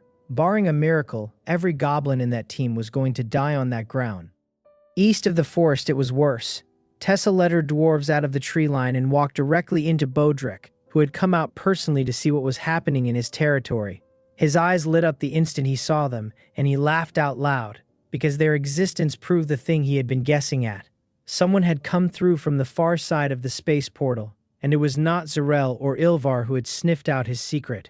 He ordered his people to capture them all, alive wherever possible, since he wanted to ask questions about what lay on the other side. Tessa's face changed the moment she recognized him, and she called the retreat with no hesitation at all. It was already too late. The 50 demons Bodrick had brought had them surrounded. Not one of them below level 18, all excellent quality, 5 of them epic. Bodrick was a blood demon, and so was every soldier under him. 20 of them opened by breathing a blood-red mist from mouth and nose, and it rolled over Tessa and the 11 with her in seconds. 10 more came in behind it holding staffs, and long red snakes uncoiled out of the air and swam straight at the dwarf line.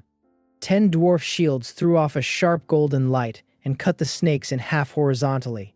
While that was happening, the last 20 arrived in matched red full plate with long knives out, and 4 dwarves went down wounded in the first exchange and stayed down. Tessa's anger came off her in a wave. Ice flame armor closed over her whole body. A black hammer appeared in her hand, and she shouted once and brought it down on the blood demon in front of her. He was level 18 but only excellent, and his attributes averaged 120 across the board. That put him below a level 14 dwarf whose strength alone read 153. The collision knocked him back several steps and dropped him on his backside. She was on him before he could react and caved his head in, and when another one came at her from behind, she rolled clear, came up turning, and finished that one too. That was when the rest of them stopped treating her as one target among 12, and sent 5 to box her in. By then, only 3 dwarves were still fighting, against 46 blood demons, and that count did not include Bodrick watching from the edge. Tessa did not take the 5 lightly. Scarlet flame coiled up her hammer. She let them close, and then she swung the weapon into the ground. The earth split open beside her, and red fire came up out of the crack and swallowed all 5. When it died down, they were rolling on the ground, howling with nothing left to fight with. Ground split. Bodrick laughed, delighted, and told her that her strength was quite good for someone he judged to be only level 14. He said aptitude like that meant potential like that, and potential like that meant she held a high position wherever she came from. He was not wrong, and that was exactly the problem, because only someone like her carried information worth taking. Then the smile came off his face, and he told her he had seen enough. He stomped once and crossed the distance as a streak of red light. His fist arrived wrapped in bloody radiance, and Tessa roared and swung the hammer up to meet it. The impact threw her backward, and she got up spitting blood and wiping her mouth. One exchange had told her the whole story. She had already burned heavy blow in double strength, and even with both running, she was outmatched from top to bottom. There was no exit, so she stopped looking for one. She had come all this way to be beaten before she learned a single useful thing, and she squared up anyway. Bodrick was genuinely surprised she had taken that punch without serious injury, and he told her, still smiling, that she might make a fine addition to his special guard. Then he came in again, holding nothing back, another plain and enormous fist. They collided, and he did not stop there, sweeping a side kick around behind it. She turned into it and caught the leg on her hammer, and she released 3 skills at once and called lava break in her head. Fiery red flame wrapped the hammer, it landed on his leg, and a ball of fire lit the ground between them. She gave up 5 steps, and he staggered. They kept trading, and it kept going the same way. Her reaction speed was so far behind his that all she could do was defend, badly, and she was getting hit every 3 to 5 exchanges. Then a kick landed clean and threw her out flat, and this time she did not have the strength to get up. Her mana was gone and her body was wrecked. Lying there, she said the name of her talent out loud. Earth's rejuvenation. Green light welled up over her, and under its flicker the wounds sealed themselves and her mana climbed back. That is what the talent does, healing injury and refilling what has been spent. She got up and looked around and found every other dwarf on the ground, which left her as the last one standing. She swore at her own luck and charged him again anyway. With her speed, running was never an option, and if she was going down she wanted to take a piece out of him first. Bodrek watched her come with a playful smile that never wavered. This time the hammer was not wrapped in fire, because it ran ice blue and shed cold air. Her reverse talent lets her invert her attributes, not into water but into ice. He raised an eyebrow at that and still did not care, since under absolute strength, the direction of the flip changes nothing. She did not swing at him. She closed, smashed the hammer into the ground again, and the cracks came up as a sheet of ice that froze the whole area for tens of meters. He admitted to himself that it was a little interesting, since he could feel his own speed dragging. It was not enough of a problem to matter, and he could still crush her. 30 more exchanges and she was down again, genuinely out of tools this time. He walked over, set his foot on her chest, and looked down at her, and he asked with a hint of a smile whether anyone else had come across besides her. She shut her eyes and said nothing. He said he had expected that, and waved a guard forward with a dwarf in tow. She opened her eyes fast and demanded to know what he intended, and he answered with his hands. He laid a palm on the dwarf's head and bloody red light burst out of the contact. The dwarf's face twisted. The scream went on for a while, and then the body came down withered and empty. Bodrek remarked that a general rank's blood tasted pretty good. She told him he deserved to die, and he told her the blame was hers, since the dwarf would still be breathing if she had answered. Then he asked her the same question again. She looked at her own clansmen and at the other races, and she stopped hesitating and chose her own people. Eyes closed, she said 2 more teams had come and gone elsewhere. He demanded specifics, and she said she did not know, so he decided she was still lying and killed a second dwarf for it. She held her ground and told him the other teams were not her race, that the arrangement was temporary cooperation only, and that everyone had scattered on arrival. He stared into her eyes until he was satisfied she was telling the truth. Then he asked how long they had been in his territory. She told him at least 2 hours, and he cursed. 2 hours meant both of the other teams were long out of the forest and nowhere in his lands, or he would already know about them. He complained aloud that now he was going to have to go and find Zarel and Ilvar after all, then ordered everything and everyone loaded up for the trip home. His mood was ruined, and even the pleasure of having found a promising new guard had drained out of it. He had no doubt she would serve eventually, because he still held living dwarves, and with hostages in hand there are always ways to make someone bend. Only there was no time to break her in now, since the urgent business was reaching the other 2 Marcuses and deciding what to do about that space portal. I knew none of this. I was riding behind Valora's convoy with the road unrolling toward the Marquis' castle, and by the time a thin band of twilight hung over us, we arrived.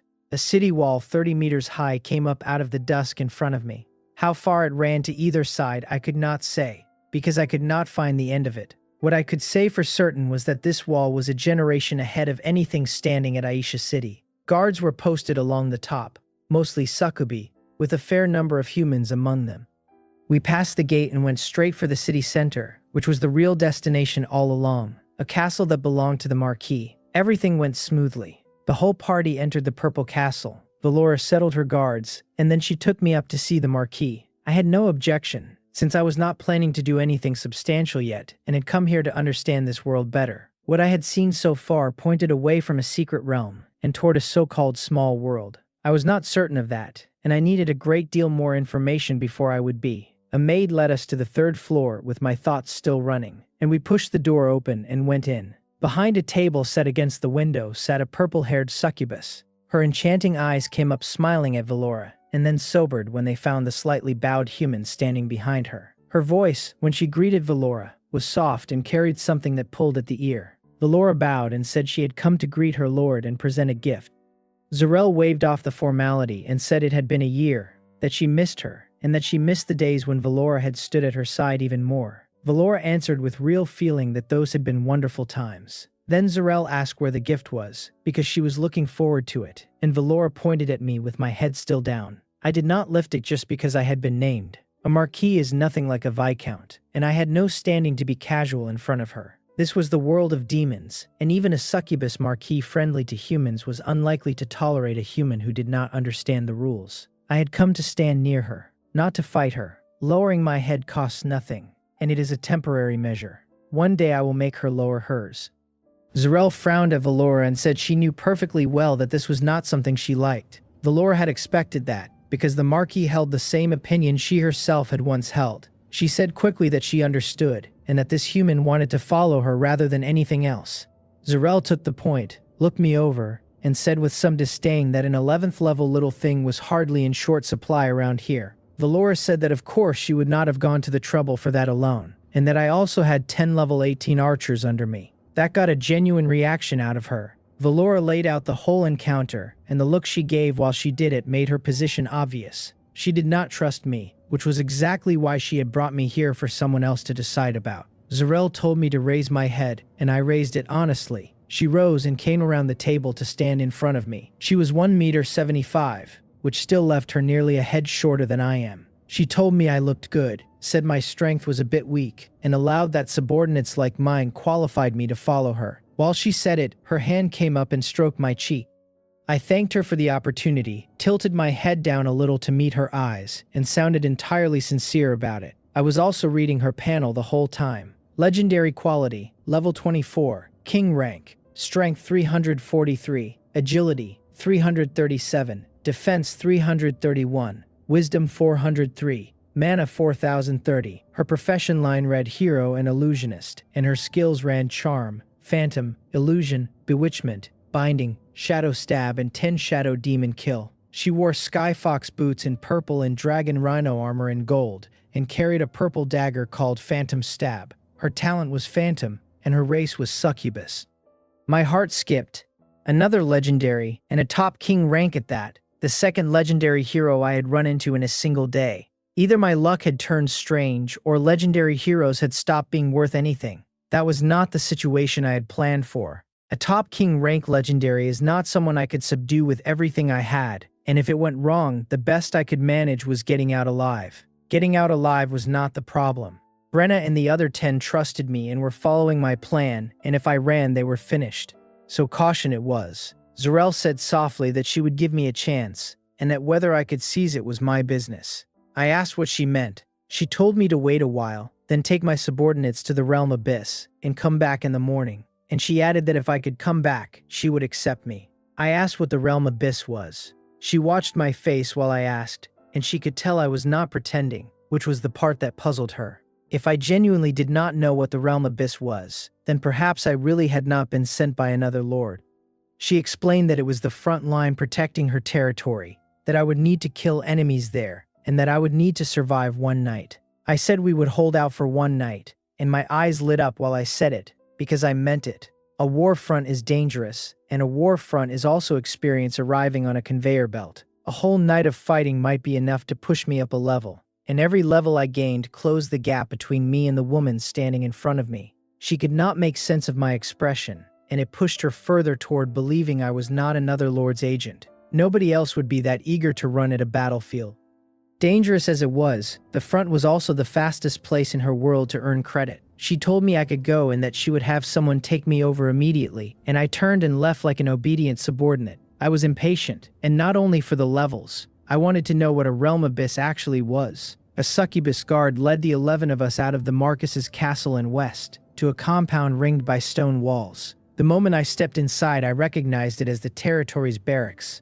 She took us past 10 humans standing watch to a teleportation array, told us to follow, and the 12 of us stood on it together and vanished. We came back into the world in a black room. The succubus guard said this was Gyeon City's teleportation pavilion, and that once we were out of it she would find someone to arrange our assignment. Outside the door there were more succubi on watch, and she greeted them like people she saw every day. Then she walked us through Gyeon City, and the atmosphere hit me immediately. The whole place ran on killing intent. There were essentially no ordinary civilians anywhere on the route, only combat professionals, which is exactly what a frontline city should look like. Not all of them could belong to Zarel, or her personal power would be absurd even for a top king rank powerhouse. I had already counted no fewer than 5 top king rank powerhouse. I had already counted no fewer than 5 top king rank powerhouse. I had already counted no fewer than 5 top king rank powerhouse. I had already counted no fewer than 5 top king rank powerhouse. I had already counted no fewer than 5 top king rank powerhouse. I had already counted no fewer than 5 top king rank powerhouse. I had already counted no fewer than 5 top king rank powerhouse. I had already counted no fewer than 5 top king rank powerhouse. I had already counted no fewer than 5 top king rank powerhouse. I had already counted no fewer than 5 top king rank powerhouse. I had already counted no fewer than 5 top king rank powerhouse. I had already counted no fewer than 5 top king rank powerhouse. I had already counted no fewer than 5 top king rank powerhouse. I had already counted no fewer than 5 top king rank powerhouse. I had already counted no fewer than 5 top king rank powerhouse. I had already counted no fewer than 5 top king rank powerhouse on the walk-in.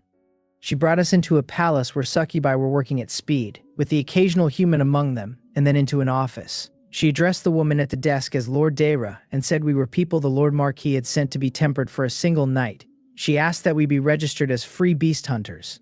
Daira looked up from her paperwork and took in the 11 of us, asking in a gentle voice what strength we had and how many we were. The guard answered that we carried general rank strength and that there were just these 11 of us.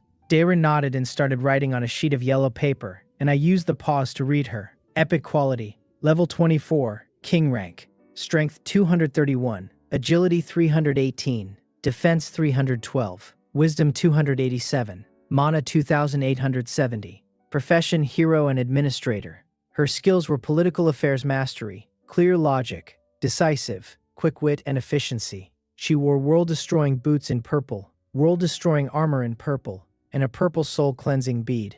She had no talent listed, and her race was succubus.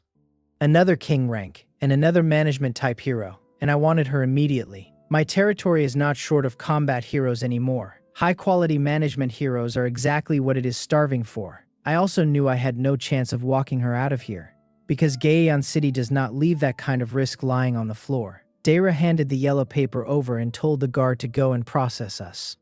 With her help, we were issued free beast hunter certificates, purple tokens carrying a little basic information about each of us, plus 1 hunter group token. The group token was the more complicated object and required a drop of blood. It tracked how many world-destroying beasts our group had killed, and the battle merits that came with them, and those merits could be traded for goods. That is right, world-destroying beasts, the same creatures I had run into in the angel realm. The demon realm was being invaded by them too, and the realm abyss was nothing more than a passage the world-destroying beasts had torn open on this side. So this really was a small world. What I still could not answer was why a small world would grow a space portal onto an island in the main world. The guard told us we had registered a general rank hunter group, which meant we would operate in the general rank area, and she told us to be careful when we got there. I asked what the general rank area was, and she said it was what it sounded like, a stretch of field where the fighters were principally general rank. Gaeon City ran 3 such areas, sergeant rank, general rank and king rank, and in most cases match strength fought match strength. That was an unspoken agreement between both sides, and it held until the world-destroying beast launched something large. She warned me not to get comfortable regardless, because sometimes a top king rank powerhouse still came down into the general rank area. I thanked her. I was, quietly, delighted.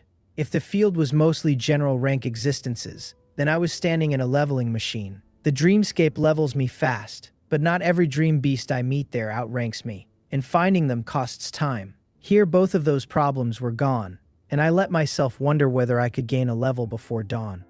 We climbed the city wall and looked out. Away from the wall, 2 forces were split into knots of fighters that kept meeting and colliding across open ground, succubi on one side and world-destroying beasts on the other.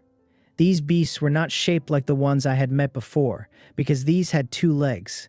The ones in the angel realm had lower bodies like fishtails, and the difference had to come down to strength. Those had been top king rank powerhouses that even Ellie and the others found difficult, and everything on this field was general rank. Past the fighting, in the far distance there was a great black hole, and I could just make out beasts going in and out of it. The guard told us she had brought us as far as she went and that we could go down and join in. I asked whether it really was just that. Walk down and fight. She said that was exactly it, that most of the time it was a free-for-all out there, and that this was the entire reason the free beast hunter profession existed. She added that a formal siege war worked differently, though that had nothing to do with us. We took a teleportation array out through the wall, because Gyeon City has no gates at all and everything in or out moves by array. When the 11 of us appeared on the outside and turned around, we all stopped. The wall behind us was 300 meters high. Seen from the inside, that same wall had stood 60. I decided not to think about it and led Brenna and the other 10 toward the battlefield. We passed through a succubus defense line and were fully inside the contested ground, where a world-destroying beast could turn up at any moment. The first group we met numbered 8. They did not run when they saw us, and they did not charge either, and instead they watched us carefully and measured us. That told me something worth knowing right away. They are called beasts, and they think. I did not attack either. I read 1 instead. Since the last time I met these things, the situation was too urgent to look. Excellent quality, level 16, general rank.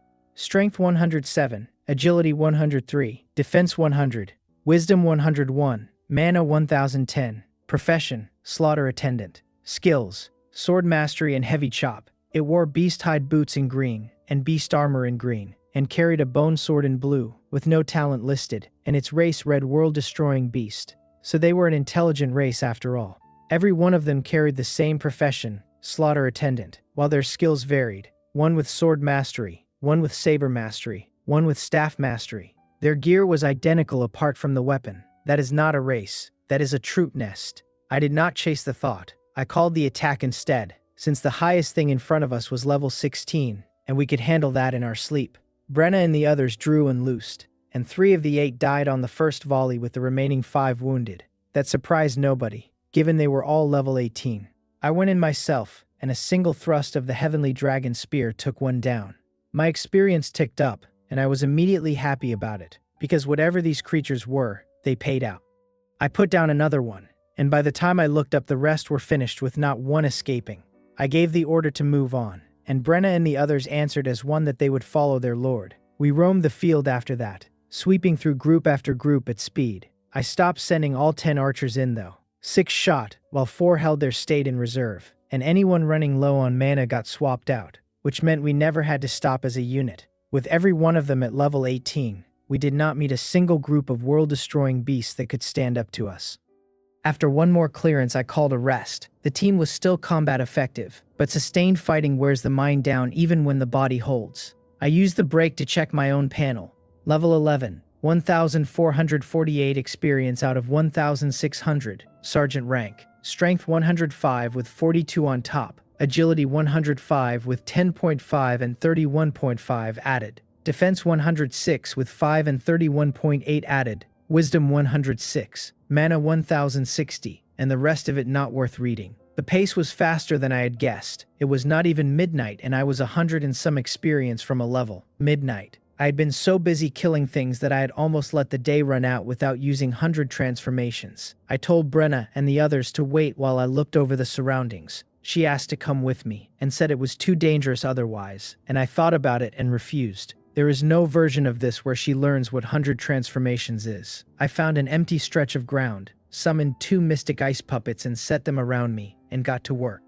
The first item was a building blueprint, naturally. Mansion construction blueprint, blue and permanent, which builds a mansion that makes living more comfortable. It costs 800 wood, 100 stone, 2 water element gems, 2 fire element gems, and 3 light element gems. I specified the type and used 100 transformations. And after a flash of purple light, I was holding a new blueprint. Luxury Pavilion Construction Blueprint, purple and permanent, which builds a pavilion that makes living both more comfortable and better to look at. That one costs 1,000 wood, 1,000 stone, 3 water element gems, 3 fire element gems, and 4 light element gems. A permanent purple blueprint. Whatever great god had been handing out luck lately, I was not going to interrupt.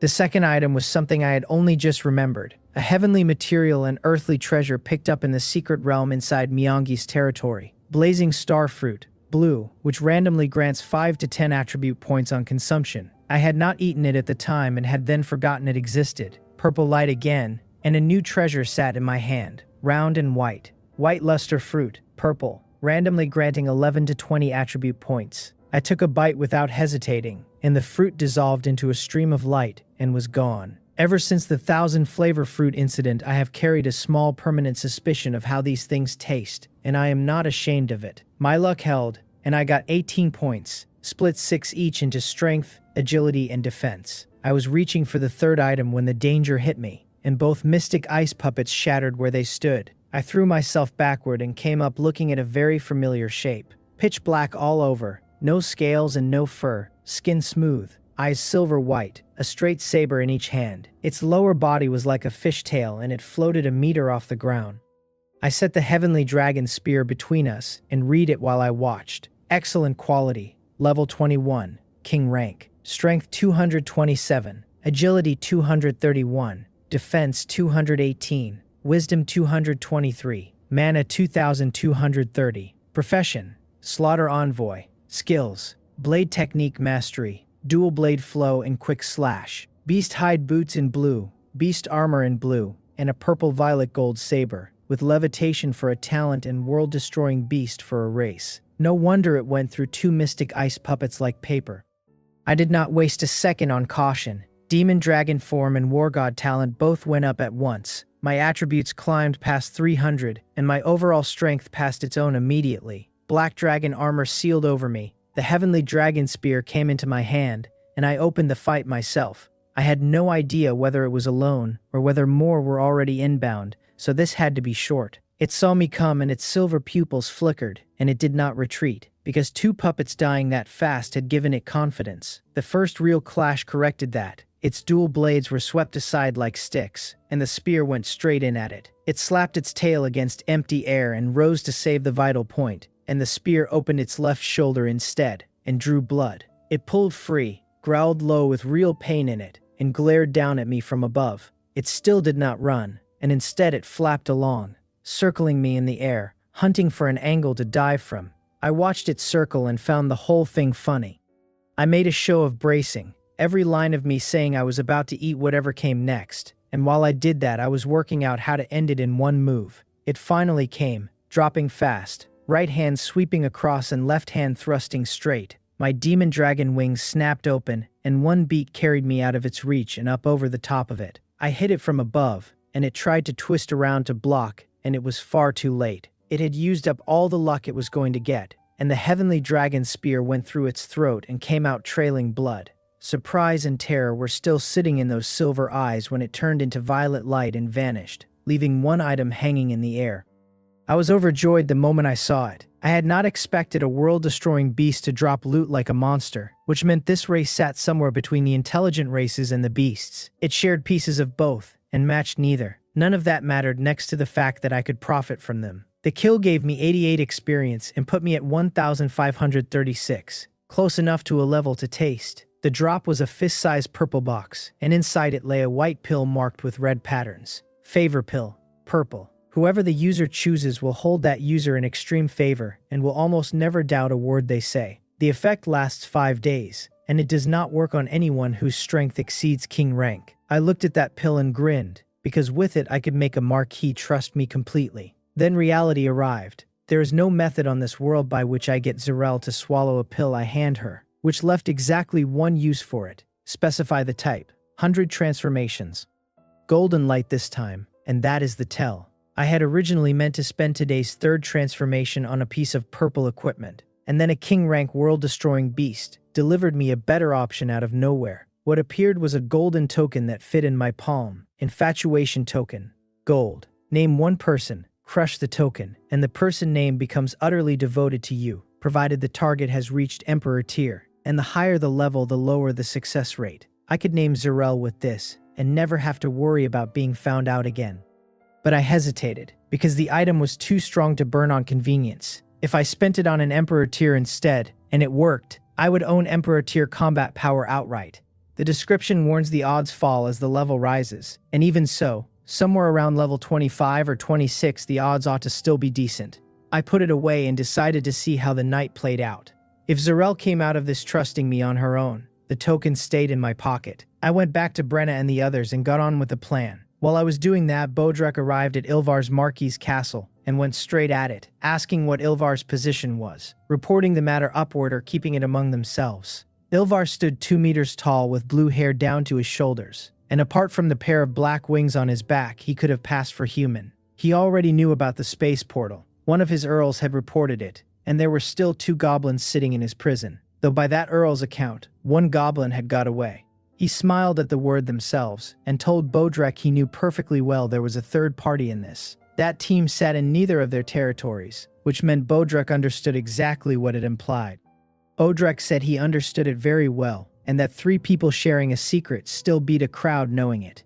Ilvar agreed and asked how the benefits would be divided. Bodrek pointed out that neither of them had actually been to the other side yet, and Ilvar conceded that he was getting ahead of himself. Bodrek said that tomorrow he would go and find Zarel to discuss it, and Ilvar corrected him at once, because it would not be he who went but the 2 of them together.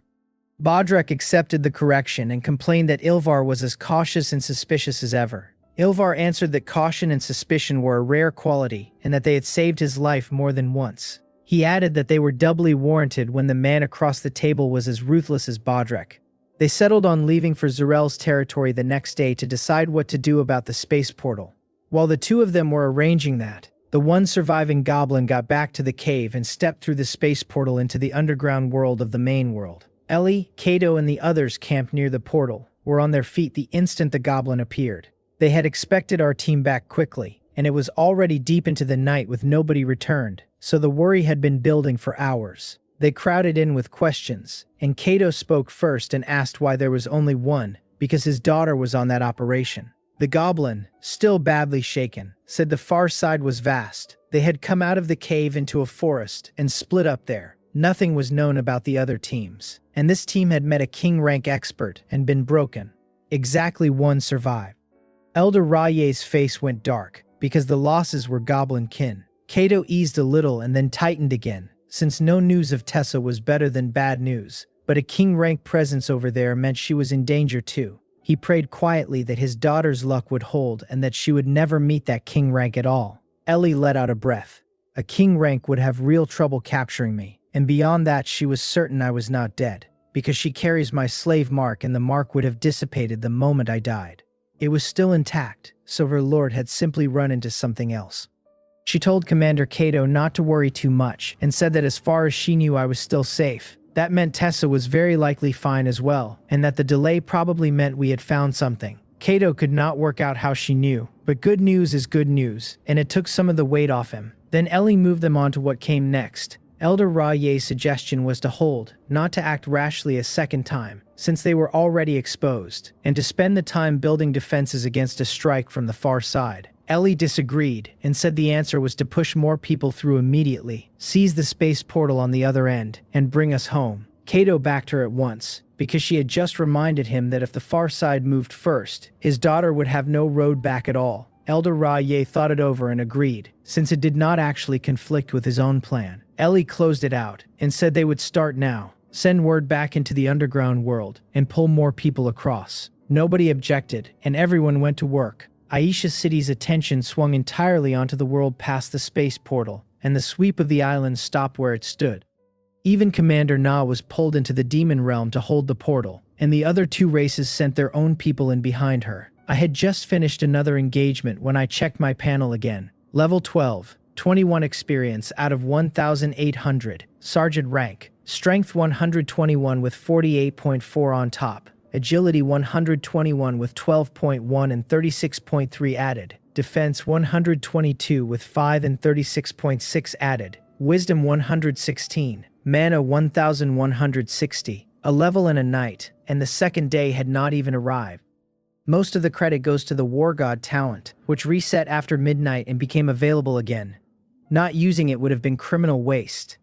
In the War God state, the general rank world-destroying beasts I met stopped being fights and became harvesting, which is the whole reason the experience came in that fast.